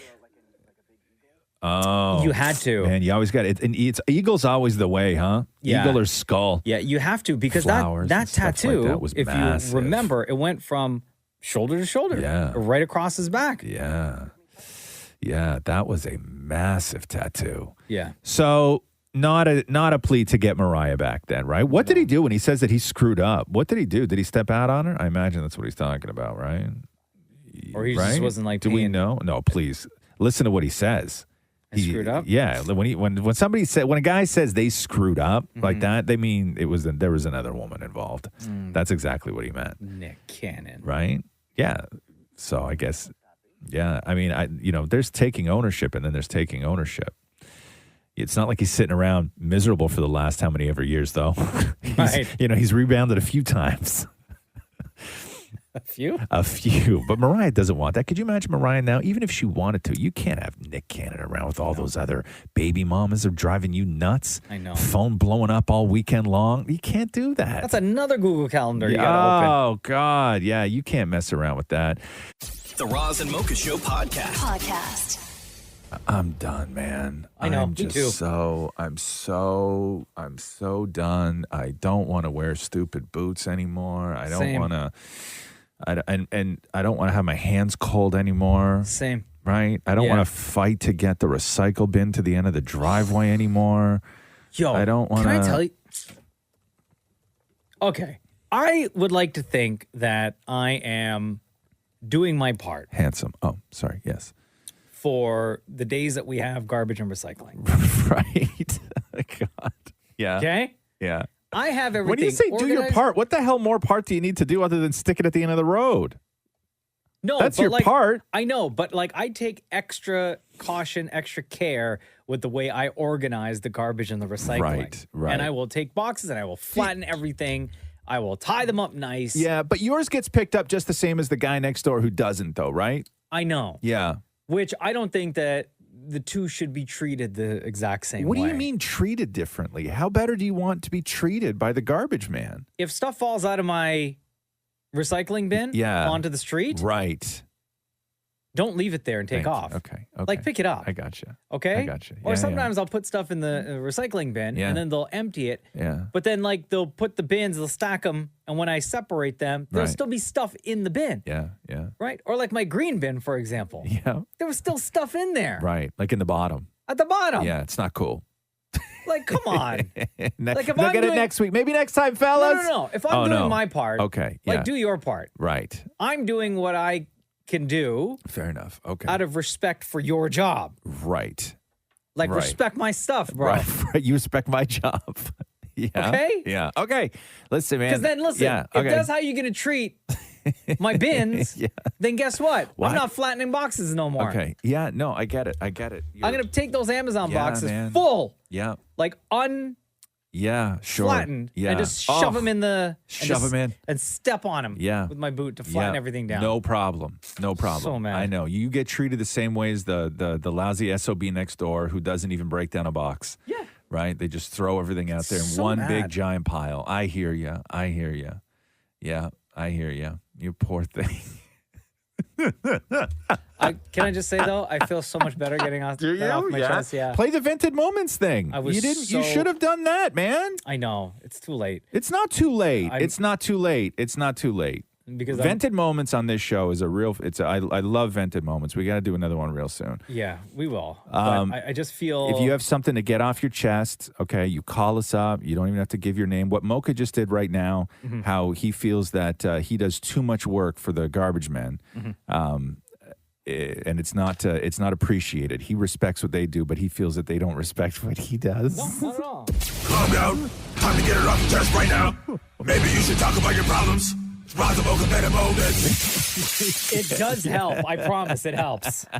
The Roz and Mocha Show podcast. How you doing? Good, man. That Kanye documentary's out today, is it not? Is it really? Is it? I think so. I didn't even know Isn't that. it? Oh, that's When is it- amazing. when does it drop? Maury, help me out here. Today? It's out now. It's out now. Oh, we have any clips? There was one I heard this morning where it was who filmed it all? Was it Russell Simmons that started filming Kanye? It was somebody that started filming Kanye when he was like super young. I thought it was one of his boys, like one of the people that no, he grew because up with that started filming everything. I don't know. I was watching an interview with it, but you have to wonder whether the people at Netflix are looking at what Kanye has been doing lately, whether that's good for the doc or terrible for the doc. I think maybe good because You think so? I don't know, man. Because it might intrigue, like how, because this is not a documentary on current Kanye stuff. This is like Kanye from back in the day before the world knew who But he all the way really- up to current Kanye. Up to current. Yeah. So maybe people would be intrigued to know what his life was like prior to all of this. Yeah, I don't know. I don't know if the way I'm I- interested the because way- this is 3 parts, right? Yeah, I think so. And they're long too, Yeah. really long. But what's it called? It's got a Genius. Yeah, but it's JEEN hyphen YUS. Genius. What more? That's what it is pronounced as? Yeah. What did you think it was? Jean Niet. Like I thought it was like some other language. Like you thought it was I'm not French? trying to be. I swear to God, I read it as Jean something. I didn't. Jean Yes? Yeah. Yeah? Jeez, that makes complete sense. Like Hold on, wait a second. Right, You is thought, Florida. hold on a second. You thought they made a documentary about Kanye's life and gave it a French name? I thought that it was like translated to something else, like musical guy or something. Jean Yes. Is that what Jean Yes means in French? Musical guy? Hey, look at that, Jean Yes. Huh? Super talented. Wow, I didn't know until Mocha said it. It's genius. You're such a genius. How many times have you looked at that? A billion times. That story's been everywhere for like the last month. Yeah, longer. But when you put a space in something. So again, it's spelled what, Mocha? I think it's JEEN hyphen YUS. Right. Jean Yes. Jean Which translates to musical genius.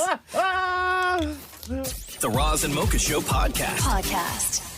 Roz and Mocha's Fix My Life. What advice can you guys give me? Okay, so my question is, got a problem you can't fix? Roz and Mocha got you. Yo, Alex, what's going on? It's Roz and Mocha. Hey, going well. How about you? Good. What has you so stressed out these days? I'm just so tired of like group work and everything. Group work. How old are you, Alex? I'm 26, soon to be 27 in April. You wrote us this. Hey, Roz and Mocha, Fix My Life. I'd like to know how to communicate with my group in a kind manner instead of calling them out for their BS. I'm often rude in our group chat and need to know how to filter myself a bit better when talking to people who don't put in the same efforts as me or procrastinate. So this is college work that you're doing, right? Yeah. Why are you doing group work, so much group work in college? It's because I'm in the early childhood education program. We have to learn how to work together as a team. So, so here's my thing. Here's my thing with group work is I don't think group work should be assigned ever unless group work itself is the assignment. You know what I'm saying? Yeah. Which in this case, I believe it is, Which, right, Alex? which in this case, it sounds like it is. The first thing you guys need to do, for me anyway, when it comes to group work, is don't have every single conversation in group chat. You guys need to talk to each other and see each other's faces and hear each other's words, right? Yes. So for me, when it comes to group work, I will always sort of fight to be the leader. But I don't want to do all the work, right? So what I would suggest is sort of take on the leadership role so they can see that there is a leader to the group, but then assign key things that need to be done to other people in the group. So you need to assign, and you all need to agree to it, you need to assign somebody else that is not you who's in charge of deadlines. You need to assign somebody else who is not you to be in charge of quality control, okay? And then what happens is you guys as a group get together and you talk about expectations and you talk about deadlines. And then that way you are in a leadership position, but somebody else is in charge of deadlines and somebody else is in charge of quality control, but you've all agreed what quality is going to be expected from people. Okay. And then that way you have other people who are making sure people get stuff done on time, and you have somebody else who's making sure that it is up to the group's expectations. And then that way everybody has a job. Can you not play to people's strengths? Like how many people are in your group? There are 4. So 4 of you. So can you not say, okay, you are great at this. Why don't you tackle this part of the work? Person number 2, you are wonderful at doing this kind of thing. Like, that's your expertise. Why don't you help out with that portion of the work? I could try. Yeah. The first conversation needs to be, you guys all have to get together and talk about the expectations of quality of the work. And then that way it puts everybody in a position to understand what is expected of every single person in the group, right? Yeah. And if there is a problem, like if you're dealing with a slacker, the wrong way to do it is in a group setting. The right way to do it is in an individual setting. So, okay, so if a person is slacking and the problem is they've missed deadlines, the person who's in charge of deadlines has that conversation.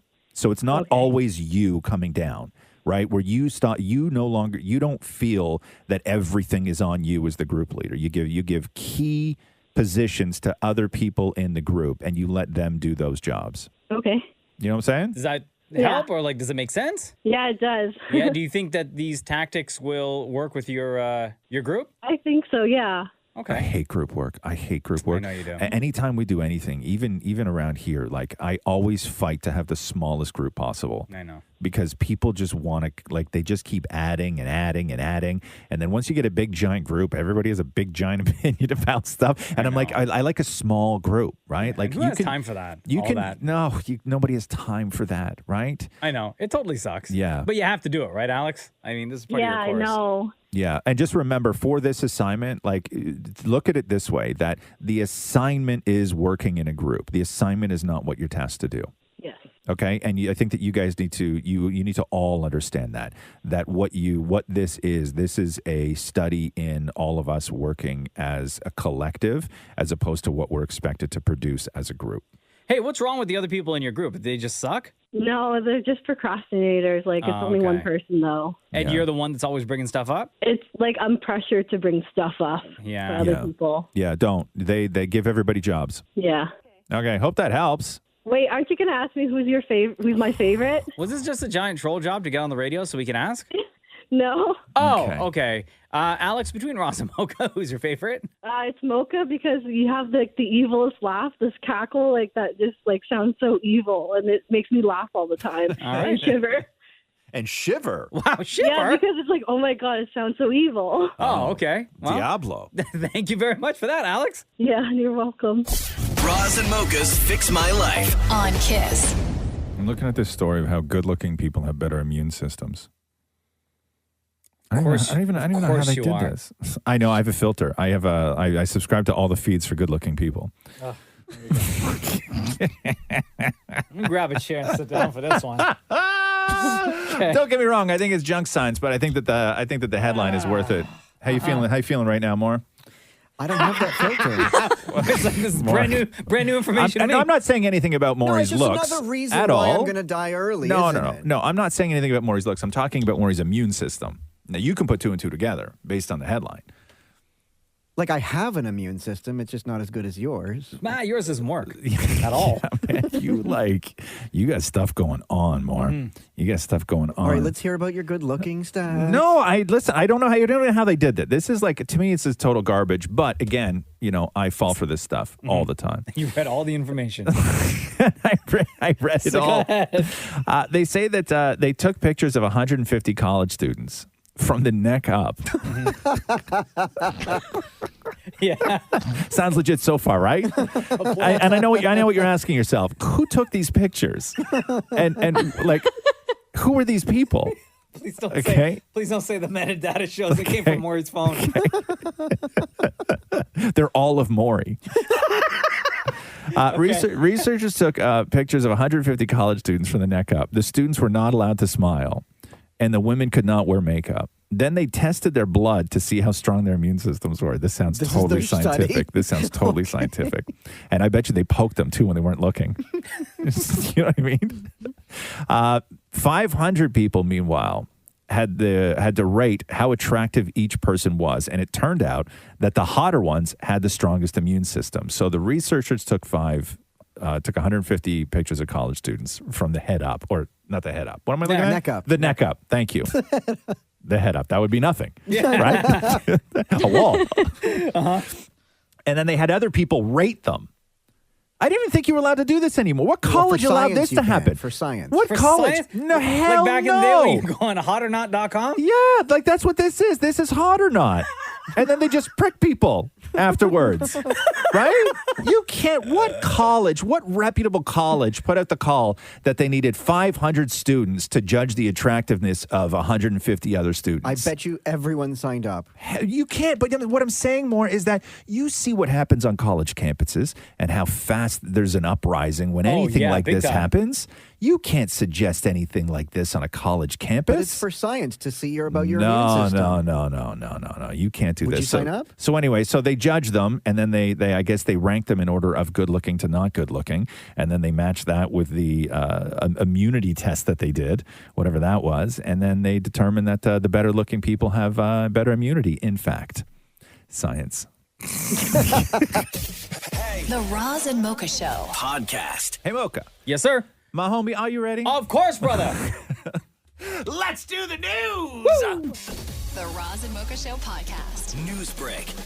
Adele was, they finally released clips of the Graham Norton show where Adele was doing the interview. She taped it like a week and a half ago, and where she really gets into what the hell happened to that Vegas residency. Let's talk about Vegas. What happened? How did it end up coming so down to the wire, like the night before? How did that happen? I tried my hardest, right? I really thought I would be able to pull something else together, in time, and that was why it was so last minute, which, I regret, obviously, that I kept going with it until that late in the day. But it just wasn't ready, and there were lots of different reasons of why. There were COVID, delays with pieces of the show. There were some things that weren't going to be arriving until the day of the show, so therefore I would never be able to see them or approve them. So that there were lots of delays for that. Our manpower was down because I'm doing all this testing for my, for all my crew and stuff like that. And our carpenters who are there to fix and change things, there and then, we had like hardly any able to come to work. And it just would have been a really half-assed show. And I can't do that. I can't, that doesn't, people will see straight through me up on stage being like, she doesn't want to be doing this. And that's not, I've never done anything like that in my life. And I'm not going to start now, So obviously gutted. But we're working our asses off literally 24 hours a day. I don't want to announce a new set of dates until I know that everything will definitely be ready. Can you imagine? You don't do it again. Hey, so what happens to the set that they built? They're still building it. They're still building it. They're still building Oh, it. wow. So here's play clip 2, because she talks a little bit more about, what the expectations are for a Vegas show, because fans really would be happy with anything, but that just doesn't cut it in Vegas. But also, I suppose when we think about you, we think about, this voice, and you kind of think, if it was just you, a piano, a light bulb, and a mic, people would have been quite happy. Was that ever a possibility that you just go out and kind of go, look, guys, there's nothing? There's nothing. There's me. No, there's definitely there was a part of the show that was like that. But I feel like I've always had a really great incline with my shows. Like I'm really comfortable in theatres, which is one of the reasons I'm so bloody excited about doing the Coliseum. Yeah. And then I nailed my arenas. I don't care what no one says. Like, considering that I'd always done theatres. Good for you, girl. And I went on every night loving doing my show because I knew it was a great show, you know. And then I did stadiums and I did it in the round, which even my team were like worried about. I thought for a solo artist, I thought I bloody nailed it. I worked the whole room in the round. But it was also like it was a stadium show, but we'd been on tour for so long with with the arena tour and stuff like that. And I don't want to. I'm not going to try and do a stadium show in theatre, but it's Vegas. It can't just be me on my guitar. So anyway, so that's that. It's got to be a little Vegas. Yeah. The Roz and Mocha Show podcast. The family of cinematographer shot and killed on the set of that movie Rust have sued Alec Baldwin and the movie producers yesterday, alleging their callous disregard in the face of safety compliance led directly to her death. At a news conference announcing the lawsuit, attorneys for her husband and her 9-year-old son said that Baldwin refused training for the type of cross draw he was performing when he fired the gun when he fired the bullet that killed her. They actually released I don't know if you saw it. They released like a reenactment like animation video No, really? from inside the church set that they were using. Yeah, where like somebody walks up to like an animated Alec Baldwin, hands in the gun. He sits down, and then the sort of camera pans around, and you see where Helena was with the director, and then you just see the animated Baldwin pull out the gun. Like they were close. Like they were maybe like I'm going to say 10 feet away. Like in later episodes of CSI. Yeah, that's exactly Right? what it looks like. Where they would do something like that, like Yeah. to figure out the trajectory of the bullet and like Yeah. the possible happenings. That's exactly what For they somebody did. who wasn't there? Wow. Baldwin's attorney responded that any claim that the actor was reckless are, quote, entirely false. The suit filed in New Mexico goes on to say that they showed text message exchanges between a camera operator and a producer with a complaint over gun safety, and that complaint was met with what they call callous sarcasm. So a camera operator wrote the producer saying, "We've now had 3 accidental discharges. This is super unsafe." The producer wrote back saying, "Accidental discharge of a firearm? Awesome. Sounds good." Oh, wow. Had proper protocols been followed, they say, Helena Hutchins would still be alive, hugging her husband and her 9-year-old son. They go on to say that it's clear what happened. Alec had the gun in his hand. He shot it. Helena was killed. The complaint does not cite a dollar amount, but their lawyers said that it would be, quote, considerable. So that's all happening now, because if you remember that Alec Baldwin had said that he didn't think that, from his lawyers, that he didn't think that any criminal charges would be laid. So just these aren't criminal, these are civil. So this is about They were just taking their money. time. This is money, Yeah. right? This isn't criminal. So Baldwin, if he loses in this, he's not going to do time, but he and the producers And this is just one of many lawsuits that have been Oh, yes. that have been Yeah, filed. Like yeah, Alec yeah. Baldwin and that production team. And remember how and sketchy that company he are was? going to go like this is going to years. Remember he wouldn't hand over his phone for a real long time, Yeah. too? Yeah, it's crazy. The Roz and Mocha Show podcast. Sarah Jessica Parker, this was from when she was on with Andy Cohen the other night on Watch What Happens Live. And they talked about a lot of stuff, but the one question that was asked, it was asked by a fan, and we talked about this, which was at the beginning of all of this, when they said that they were going to be bringing Sex and the City back, John Corbett said publicly, somebody asked him if he was going to be in it. And he's like, yeah, I'm going to do a ton of episodes. Aiden, right? Aiden, yeah, John Corbett, right? Who plays Aiden. Aiden, Yes, yes. thank you. I couldn't remember the character's name. But yes, so Aiden had said that, yeah, I'm going to be back. I'm going to be in a ton of episodes. But then the whole season ran and there was no Aiden. And then the producers were like, he owes everybody an apology because he lied and all of this stuff. So they asked Sarah Jessica Parker about it on Watch What Happens Live. Listen to this. First of all, where was John Corbett in And Just Like That after he said he'd be in several episodes? And would you be open to having Aiden make an appearance in season 2? First thing, to answer the first part first, which makes sense. So he said all that it was jest? fun. Yeah. It was fun for him to say that. And when he actually reached out very kindly, because he's nothing if not a gentleman, and apologized for doing that as a joke. And then I was like, no. I mean, it's a free country, first of all. And second of all, I thought good. it was kind of delightful and I kind did of too. fun. Having said that, I think he would be, well, I'm not going to, I mean, yes, all of it's possible. All of it's possible. Yo, you said What does that mean? a whole lot of words, but nothing. Yeah, Maury, what did you get from that? You're the huge Sex and the City fan. She knows more than she's saying Of about course she does, if there's a yeah. season 2, and she realized at the moment I can't say anything yet. Right. Would you like to see Aiden back on this show? Absolutely. I want to Yeah. see, in my opinion, maybe you disagree, I'd love to see everybody return if they can. What do you mean, For everybody? something. Like, I'd love to see Petrovsky, back. I'd love to see Aiden back. I would love to see each character, like, there are people who are missing. It'd be great to see them. Well, if they brought Aiden back, it would only be to potentially be a love interest for Why? Carrie. Why can't she walk by and he opened a new bar and she happened to see him one Because scene? they're meant to be together. Okay, here we go. I know I'm going all the way back to season 3 Yeah, man. of the Yeah. original run of the show. You go. Yeah. But like, the So two you were, of them. you were definitely Team Aiden, right? I was Team Yes. Big. Yeah. You I were know team, everyone, big, whatever, dog. Wow. Big was always there for her when she needed a shoulder. Not because he cry wanted on. to, though. Oh, okay. Why Don't then? forget, spoiler alert, she cheated on Big with Aiden when she traveled. Oh. To Is Abu that true? Dhabi. Is that true? Yeah. Is that true, Mocha? Because She wants to be with him. Trifling. They want to be. Yeah, they want to be together. Yeah. But something about big. I don't know why she keeps going. Well, I mean, Because your heart wants what your heart wants. There's something about big. I don't know why she. Okay, yeah, never mind. Yeah. Anyway.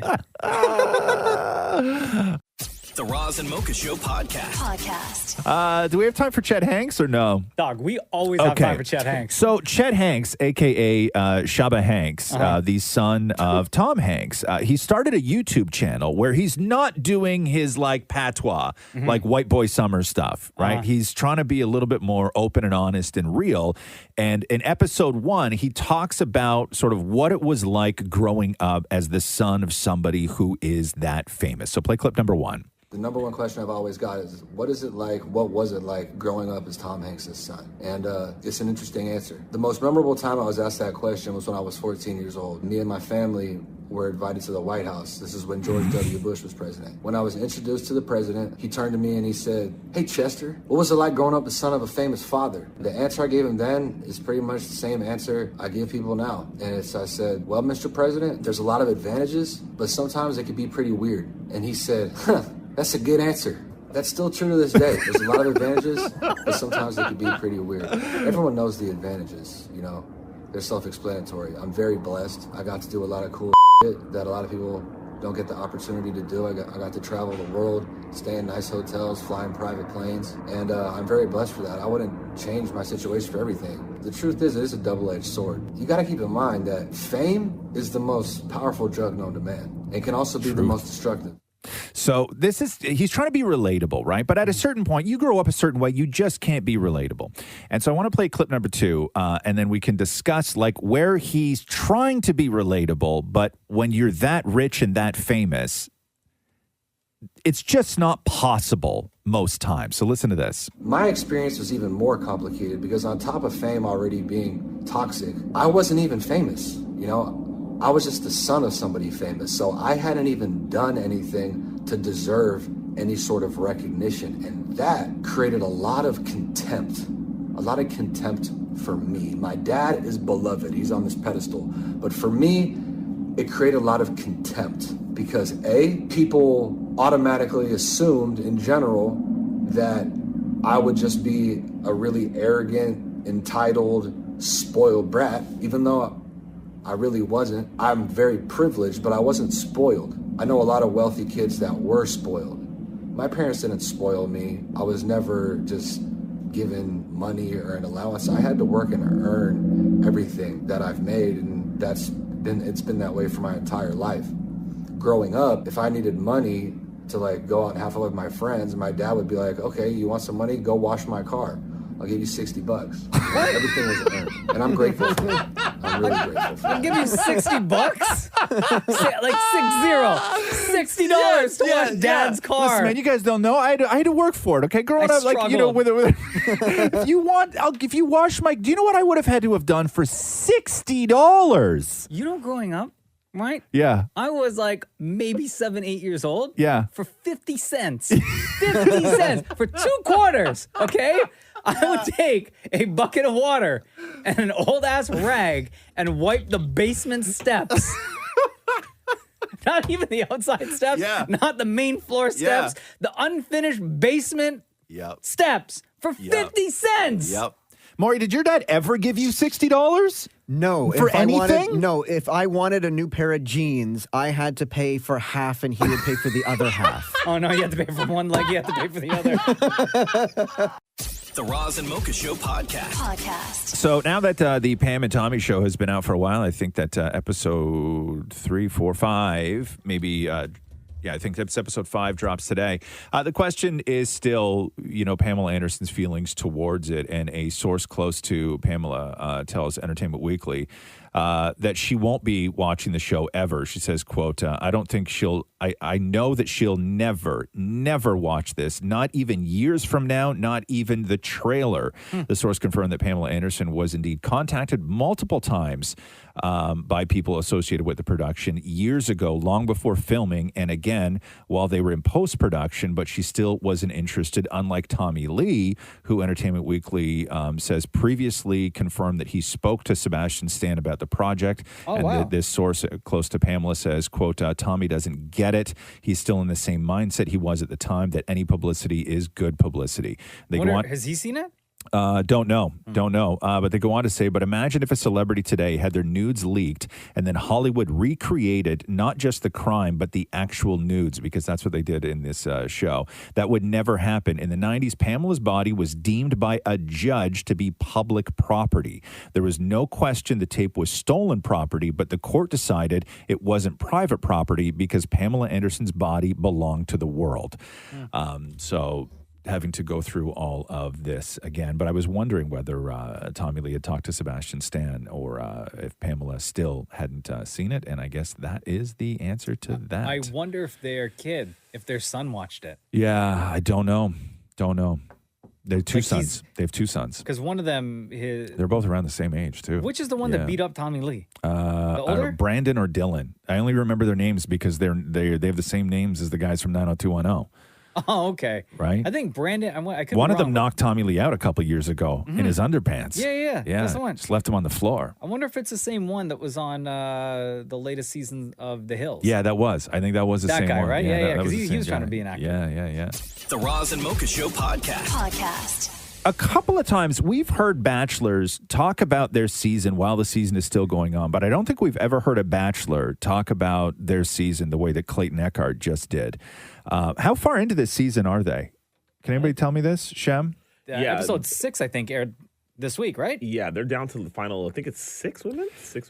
So he did an interview, and listen to this. Clayton Eckhart confessed that he regretted agreeing to become the Bachelor after seeing its initial reaction of this season. He says, I think the first 3 weeks of the show airing, I definitely regretted saying yes to doing it. You just don't know what to expect going in. I thought this was going to be great. Everybody was going to come around. People are really going to start seeing my personality, and they just weren't. It seemed like no matter what they showed, fans are still wanting to find something to be mad at me about. He goes on to say, I just wasn't ready, I guess, for the magnitude of the criticism that I was going to face. Overall, the experience for me watching has not been fun simply because I'm seeing all the damage that I caused. I really meant well, but my actions weren't always the best, as I can now see the repercussions from my decisions. Fam, this is your fault, though. Right? How long has this franchise been in existence? And it's the exact same cycle every single season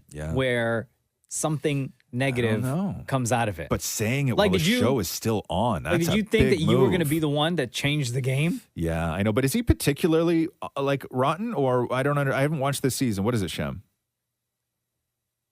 Hold on. There you go. I'll tell you, the thing with Clayton is that it's not so much that he's doing anything bad. It's that people just didn't want him to be the Bachelor, period. Gotcha. So I think people went into the season not really caring for him. Yeah. And again, he's actually been kind of decent, but he's got no seasoning, man. He's boring as hell. Are they nitpicking the guy to death, do you think? No, I feel like when it comes to The Bachelor, he's talking about, this is my chance to show my personality. Yeah. No one who is the Bachelor or the Bachelorette, they don't care about showing your personality, right? Like, you're kind of just like monotone the entire time. So I don't know why he's so surprised about all of this, to be honest.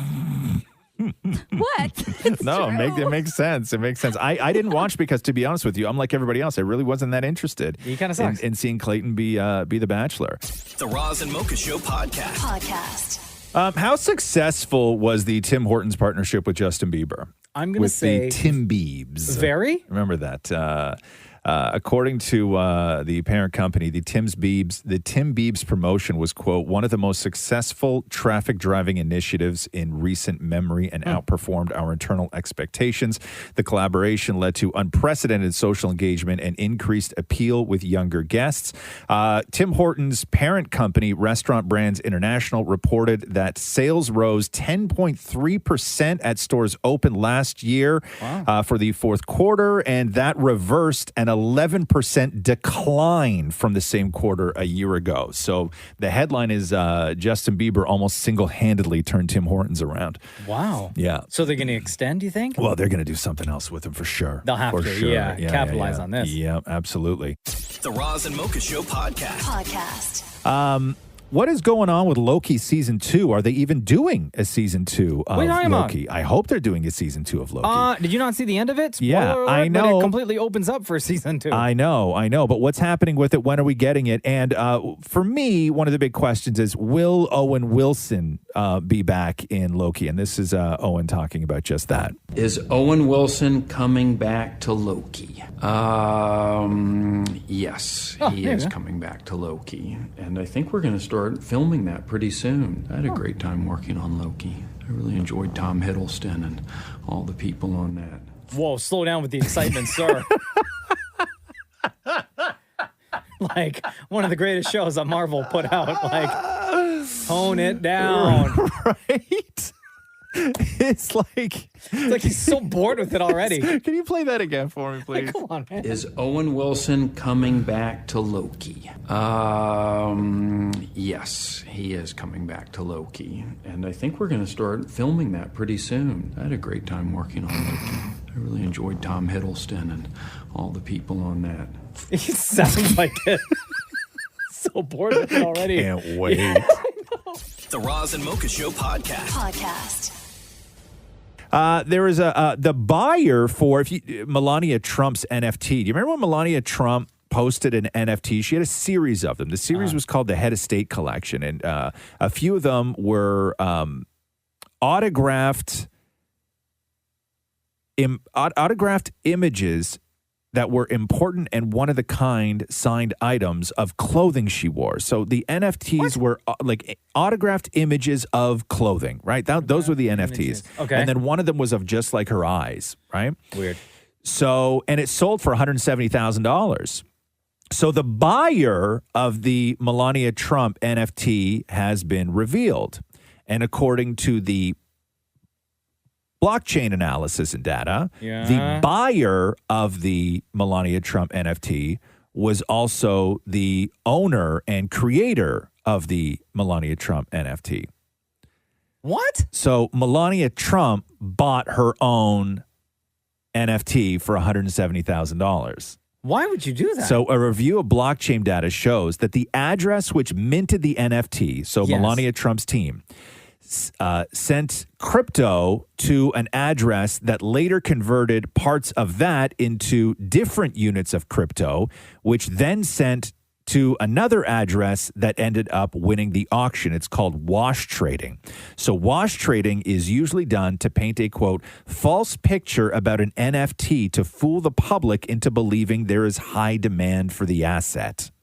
Oh, but all that stuff, like when you do stuff online, it's all so traceable. Well, especially when you start going into blockchain data, but it's not that simple. You can do it if you want to. You can find out course. exactly, Oh, but come you on. don't think anybody will. Girl. So according to a recent Crypto Slate report, wash trades, which are exactly this, people who spend exorbitant amount of money on NFTs, who are also the people who created the NFTs to drive up interest and make it seem like it's a big deal. According to Crypto Slate, wash trades made up $9 million from their trades in 2021.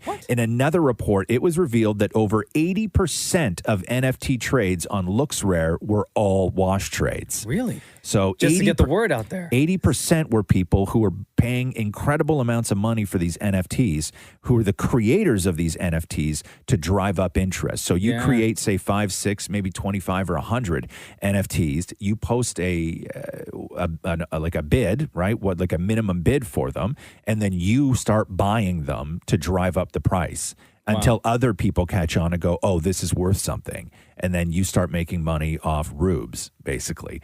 But insane. it was revealed that the purchaser of Melania Trump's NFT was in fact Melania Trump. I thought you were going to say the purchaser was actually her husband, Donald Trump. Could have been.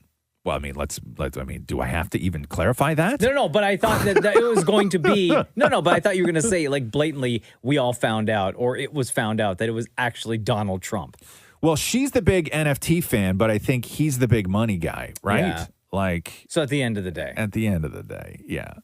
The Roz and Mocha Show podcast. So even though a season 2 of And Just Like That has yet to be greenlit, HBO Chief Content Officer Casey Bloys told Deadline that the show's fate is ultimately up to Sarah Jessica Parker and executive producer Michael Patrick King.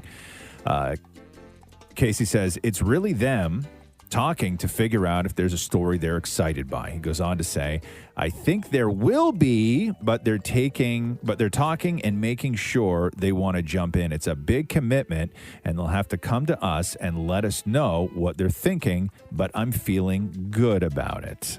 Maury? I don't think there will be. You don't think so, huh? I think they'll Is there talk. more story to tell, though? Exactly what I was going to say is I don't think there's much more that can be said that hasn't already been said to say. I think there will be. Yeah. It just seems that it's a fluff story. Well, it always was a fluff story. I'm Come like on the now. biggest. I'm the biggest fan. I want a season 2. I just don't think there will be one.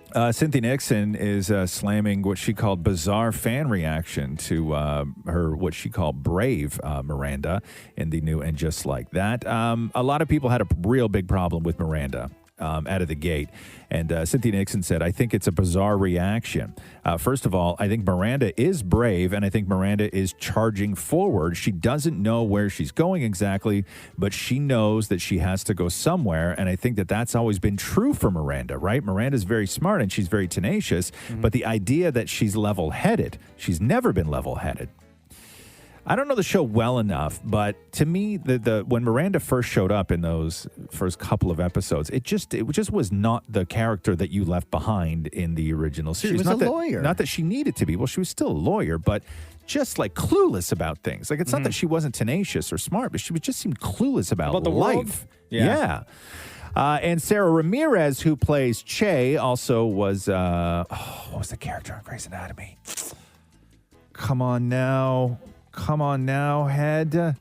Shehead. No, not Shehead. It was not Shehead. Tally on Grey's Anatomy. I think that's what it was.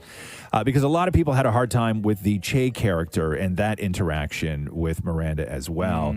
And Sarah Ramirez had said that I'm very aware of the hate that exists online for this character, but I have to protect my own mental health and my own artistry. Whoa.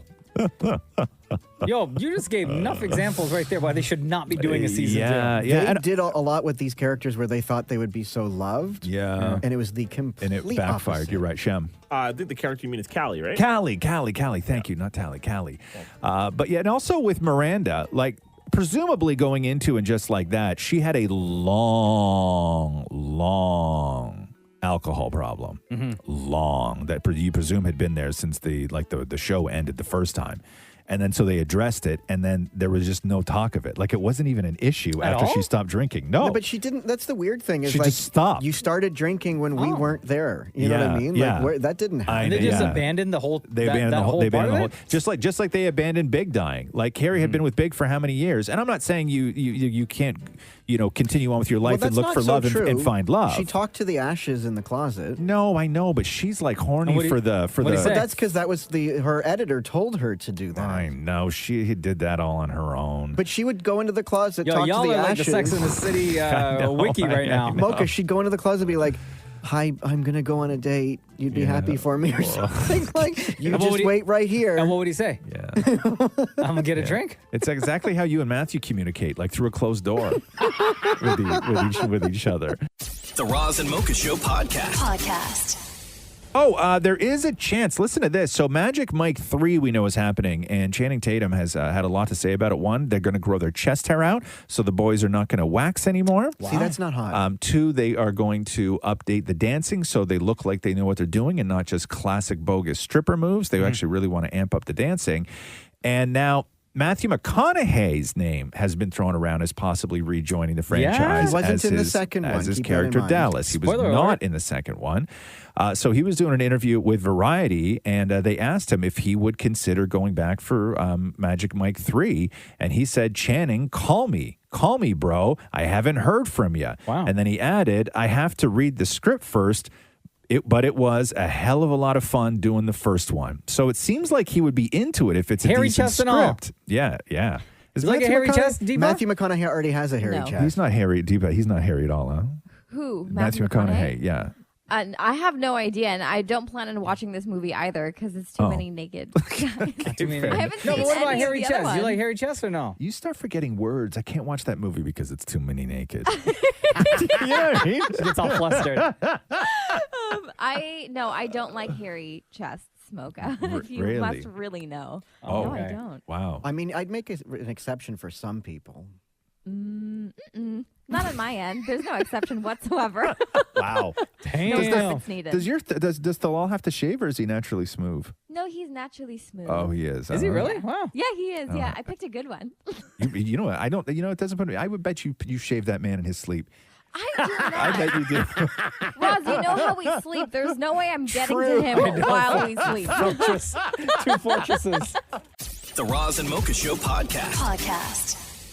A Florida judge ruled yesterday that it will keep sensitive information, including video and photos of Bob Saget's body, in the hands of the late actor's family for the time being. The court ruled in favor of Saget's wife.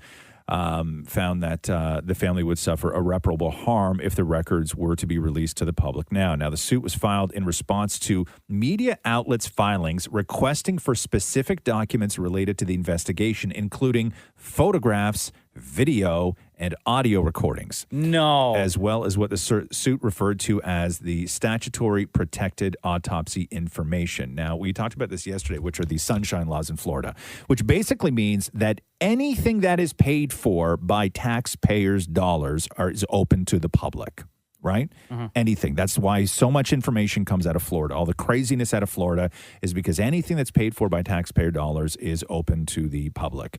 But when it comes to specifics of when somebody dies, whether it is autopsy photos, video, this kind of thing, those are now protected because after Dale Earnhardt died, they tried to put a case together against NASCAR years ago that they were lax on safety precautions. And so they tried to build a case using all the information from the autopsy and photos from Dale Earnhardt. Then they passed a law saying that photos, videos, all that other stuff were exempt from the sunshine laws. But autopsy reports were not. So that's why I said the time being. So they can't get a hold of photo, video, and audio recordings, but the actual results and full details of autopsies themselves will eventually be made public because the other piece of information that came out was we know the bonk on the back of the head was severe, and they had now said that maybe they believe he got that from the headboard of the bed.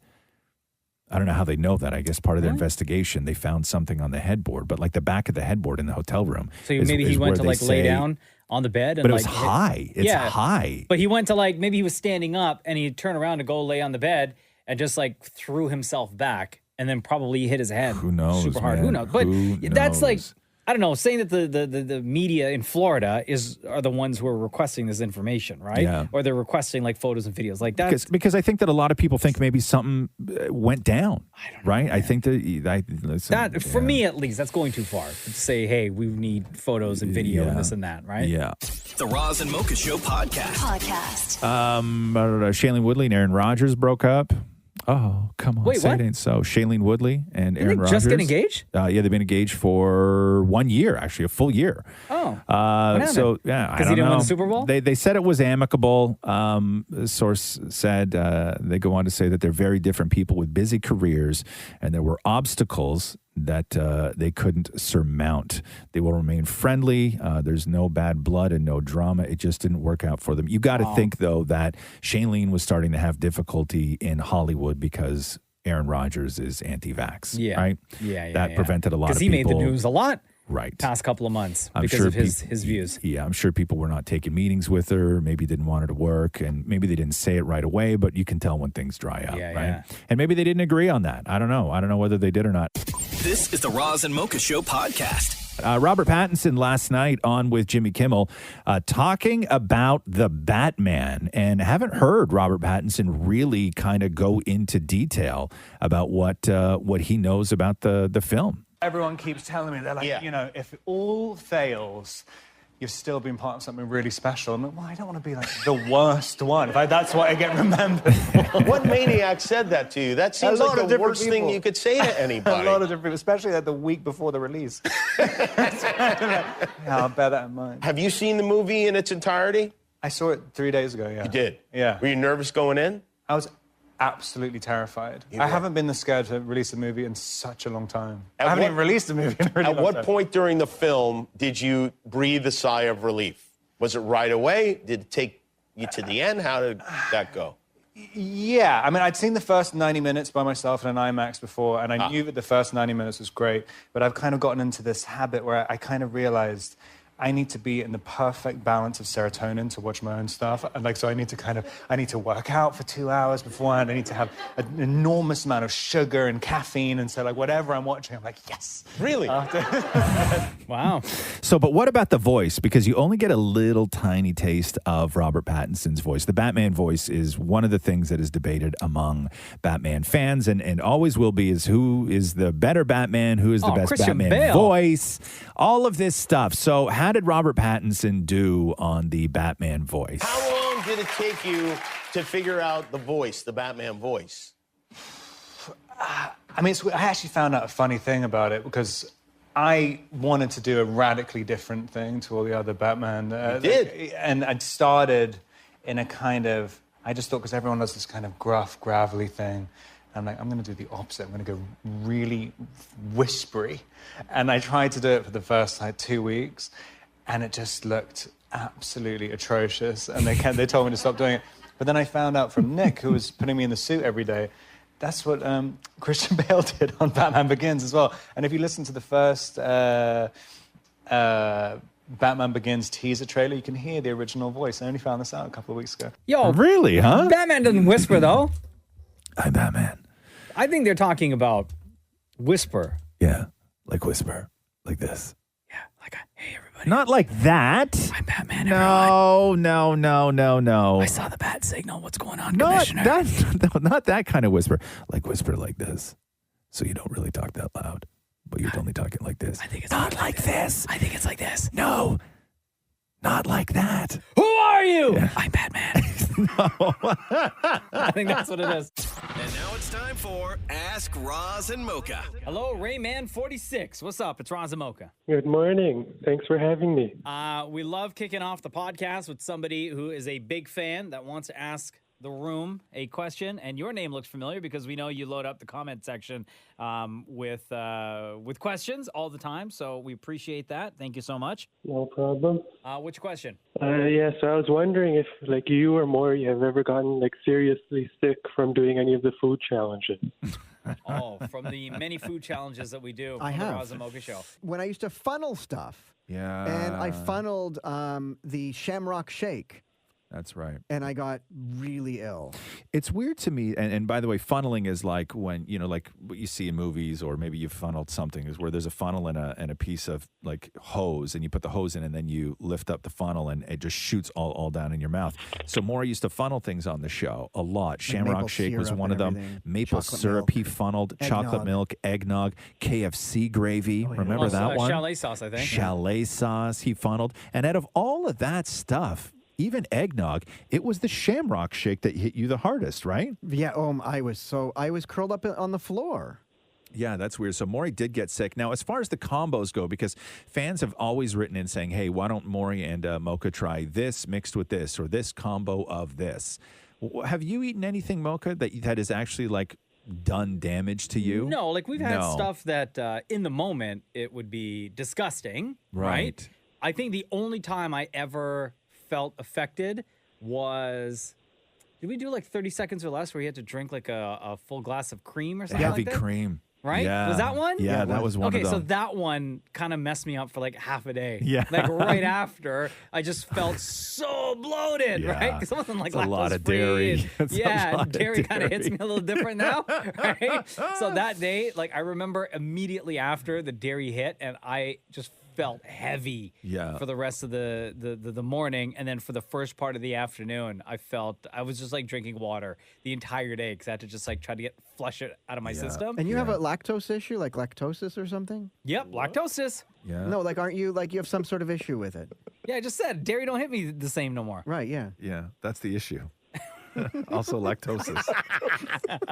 There you go, Rayman. What was there anything that you thought, Rayman, that when listening you're like, oh yeah, for sure that's gonna mess those guys up? Yeah, I thought the coffee and mayo would be one. Oh God. Disgusting. Didn't mess me up though. Oh, coffee and mayo. You're right. That was so gross to watch. Or the beef fizz. Oh, the beef fizz was pretty good. Mocha loved the beef fizz. I didn't mind that one. What was that again? That was beef stock mixed with what? Like Gin- Coca-Cola? or ginger Or ale. ginger ale? That's Yeah. right. Beef stock and ginger ale. And didn't they market this? Like it was a thing. It's an actual thing. Yeah. Not too bad. People Not too drink bad. that. Not There you go, Rayman. Thank you so much, bro. No problem. Have a good day. All right, You brother. too. Later. You take care, man. Cassandra says here, would you rather hit every red light for the rest of your life or always get slow internet after the sun goes down? I'm picking red lights. That's actually a really good because both are very frustrating. I know, but at least with red lights, I guess for both you can Every plan red light. I know, Every but red in light, both though. scenarios, you could like plan ahead. But I feel with travel, I know every red light, but you don't know how many, depending on what you're doing, where you're going. red- Yeah, every like red if you're going light. on a road trip, right? Every red light. Like, my Or slow God. internet. But only after the sun goes down, though. I know, but still. I don't think What I about- can. I don't think I can handle red couldn't- lights.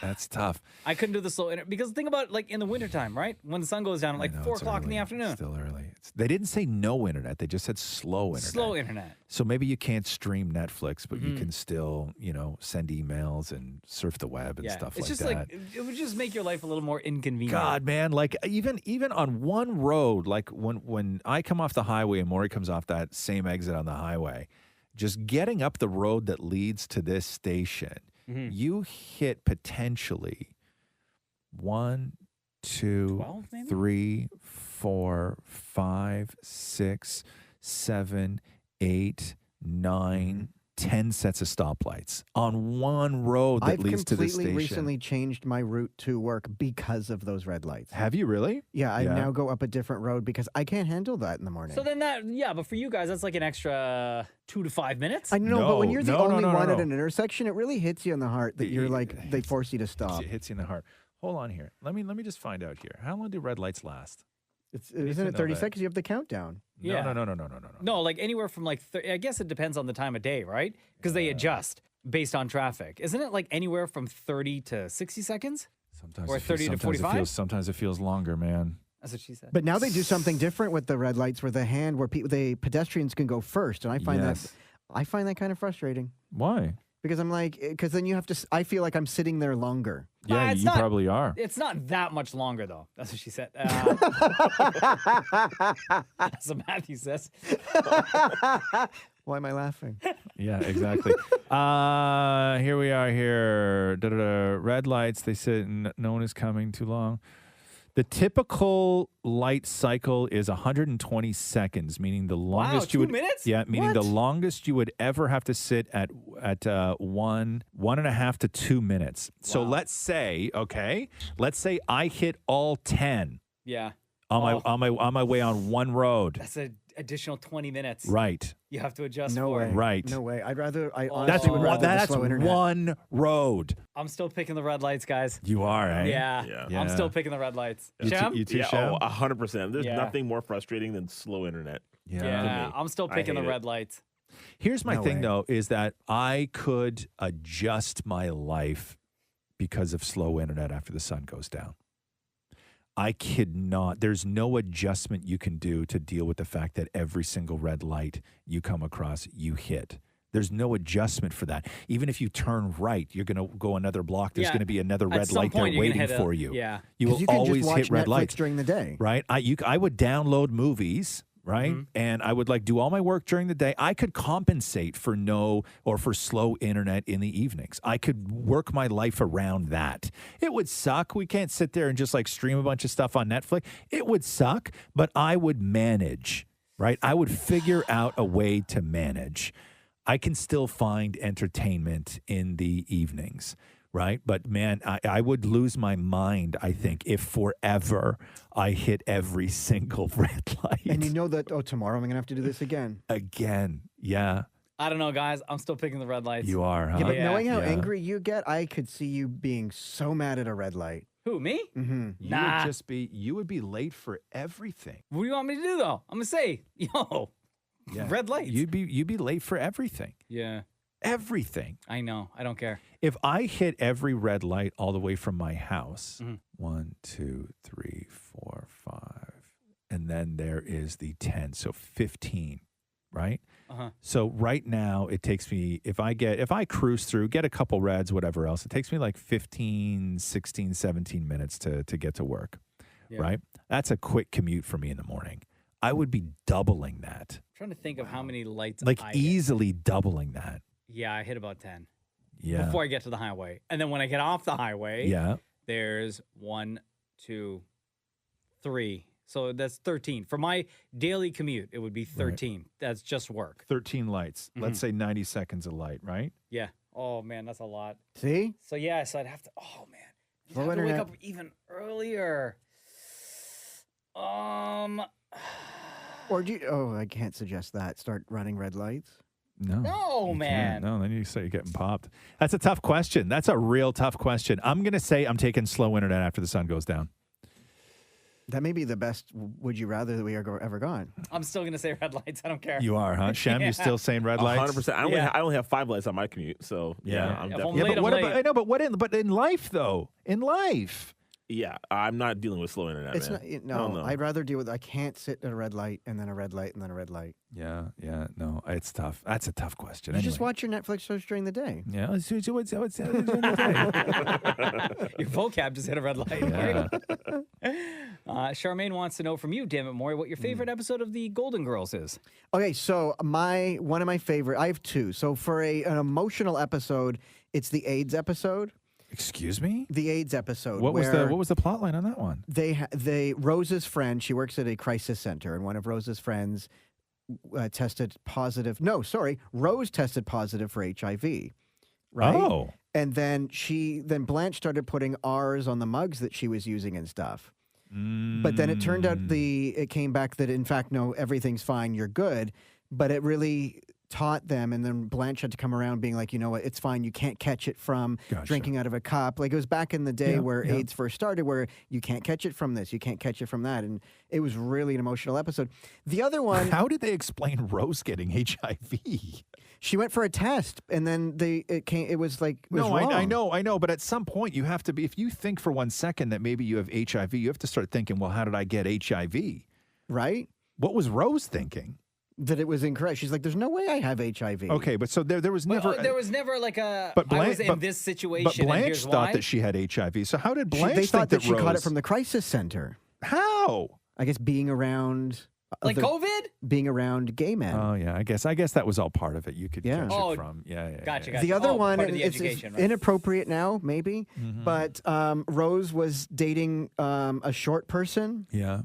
Like shorter than her, or do you mean like a dwarf? Yes. Yeah. Okay, a somebody- little person. Dwarfism. little Gotcha. person, Okay, and yeah. he came over for dinner, and Blanche was making the hors d'oeuvres in the kitchen, and came out of the kitchen and went shrimp, and then walked back in. It's one of my absolute favorite scenes. To Wow. watch.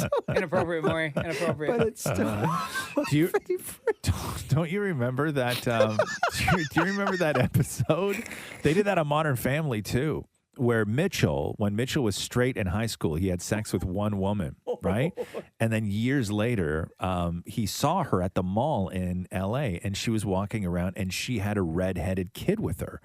And Mitchell then tells Cam, he's like, oh my God, she's the one woman I had sex with. And like, they have a kid and all this stuff. And the times worked out and everything else. And then, so they're like, okay, well, we got to go and meet your kid, because obviously this redhead kid is obviously my kid. And then they go over to the house with Cam and Mitchell. And he's like, listen, I know that you were talking about, whatever the guy's name was, Jimmy. And I think I'm ready to meet him. And the girl was like, okay. She's like, Jimmy, come on on out here. And then Jimmy comes out, and Jimmy's a little person, right? And she's like, Mitchell brought you a gift? And then he's like, yeah, what's the gift, Mitchell? And he's like, no, it's fine. You don't have to take it. And he bought him like a little slugger, like baseball bat and baseball glove. And it said right? on And Little Slugger. it said Little Slugger on it. And he was like, it's like, why just be so hurtful? Yeah. Like you just came over here to do just that. But yeah, no, those are always great. Mallory said here, do you guys sous vide with the spices or put spices when you sear the meat? Like with steak? Yeah, I guess with anything. I mean, for us with steak and or chicken, those are really the two things that we mainly use our sous vide for, but we just use salt and pepper. It's very rare that I put anything additional. I may slather some butter on a steak before I vacuum seal the bag, but it's mainly salt, pepper, maybe a little bit of garlic as well. You can put anything you want in the bag. You can throw rosemary in it. You can throw garlic in it. You can throw anything you want in it, right? Yeah. I personally don't, because I don't like that flavor profile on meat or on steak, right? So I actually, and I don't season before I sous vide it. I don't put any salt and pepper on it when it goes in the bag and then into the water. I do all of that afterwards. And then the other thing that I don't do anymore is I only pre-salt when I cook a steak. I don't pre-pepper. Only salt. Why? Only salt. I put pepper on after. Uh-huh. Because I find that sometimes, especially with like if you're grinding your own pepper, I find because I cook the steak at such an incredibly high temperature in a thick pan, that sometimes pepper burns, and I don't like that taste. But I love pepper, so I pepper after when I resalt and everything else is when I put the pepper on it. I will say to you, Mallory, if this is your technique or you're thinking of it, I found, just because you and I have the same sous vide, the Anova one, right? So I use a lot of the recipes from the app, right? Yeah. And some of them where you load up the bag or your meat with all sorts of of seasoning and extras. I just find that flavor then it takes over the actual taste of the food, right? Yes. It becomes overbearing when it's being like in that water bath for like 2-3 hours. However, I will say this. I haven't done it with a steak, but I did put a ton of stuff in when I sous vide ribs. Did you really? Yeah, ton of stuff. Did you in do there. the 24-hour one? Oh, I've done longer. I've done Sous vide. 36-hour ribs before. 36 hours? Yep. Oh my God. Yeah, and they come out awesome. But my problem with ribs is I don't have anybody to eat ribs with, right? I will. Of course. I don't have anybody to eat ribs with. Catherine doesn't really like ribs, and Roxa's only okay with them. And what about your brother? Your brother lives upstairs. Yeah, he's okay. And I think that he's okay with ribs. Like he's just fine with them. You won't make a rack and then like save half and give it to him? It takes it's too much of an event. 36 hours, you got to keep that thing on the counter, and then you got to grill them, and then you got to do this. So I don't even bother making ribs anymore. Like if somebody comes over, right? If I ever have somebody over, and they like ribs, maybe I'll think about it. But I won't do it on my own anymore. We'll end on Well, this can I question just here correct from- myself? Yeah. Okay. So with the Golden Girls episode, I just want to make sure that I'm not like called out or anything. But it was Rose was afraid after a blood transfusion that she may have that's what it was. Yeah, Okay. it may have contained HIV-infected blood. There you go. Gotcha. Cassandra says here, can we please find another TV show for Damnit Maurie to give recaps on like he did with the Game of Thrones? There's a new Game of Thrones. Love them. There's a new Game of Thrones. They just released the trailer. Yeah, there's a new Game of Thrones. Also, I think it might be cool to do that new that new Lord of the Rings show. Might be fun for Maury to do. Also, and in hindsight, we should have got Maury to do the Boba Fett show, because I think that would have been I think that it would have been really great to do that. But yes, we will get Maury to do more recaps, because I agree with you. Those were hysterical. A lot of fun, yeah. You good with that, Maury? I remember that being torture. I just remember how awful that show was. Yeah. Well, guess what? We got a list now. Yeah. Your summer is going to be boring as hell. Oh God, hold on here. There was some Vikings show that I found the other day that's not even in English. I think it might be in Dutch that you should do. At least one episode. Yeah. Done. Yeah. Thank you for all of your questions. Keep them coming in. We post on Instagram once a week. Ask Roz and Mocha, and just go into the comment section and ask your question. We'll pick a few of them to answer and, of course, get one of you to ask your question live on the show. Thank you for listening. This has been the Roz and Mocha Show podcast. Thanks for listening to the Roz and Mocha Show podcast. Catch the guys live Weekday mornings from 6 to 10 on Kiss 92.5. Kiss925.com. Or download the Kiss 92.5 app.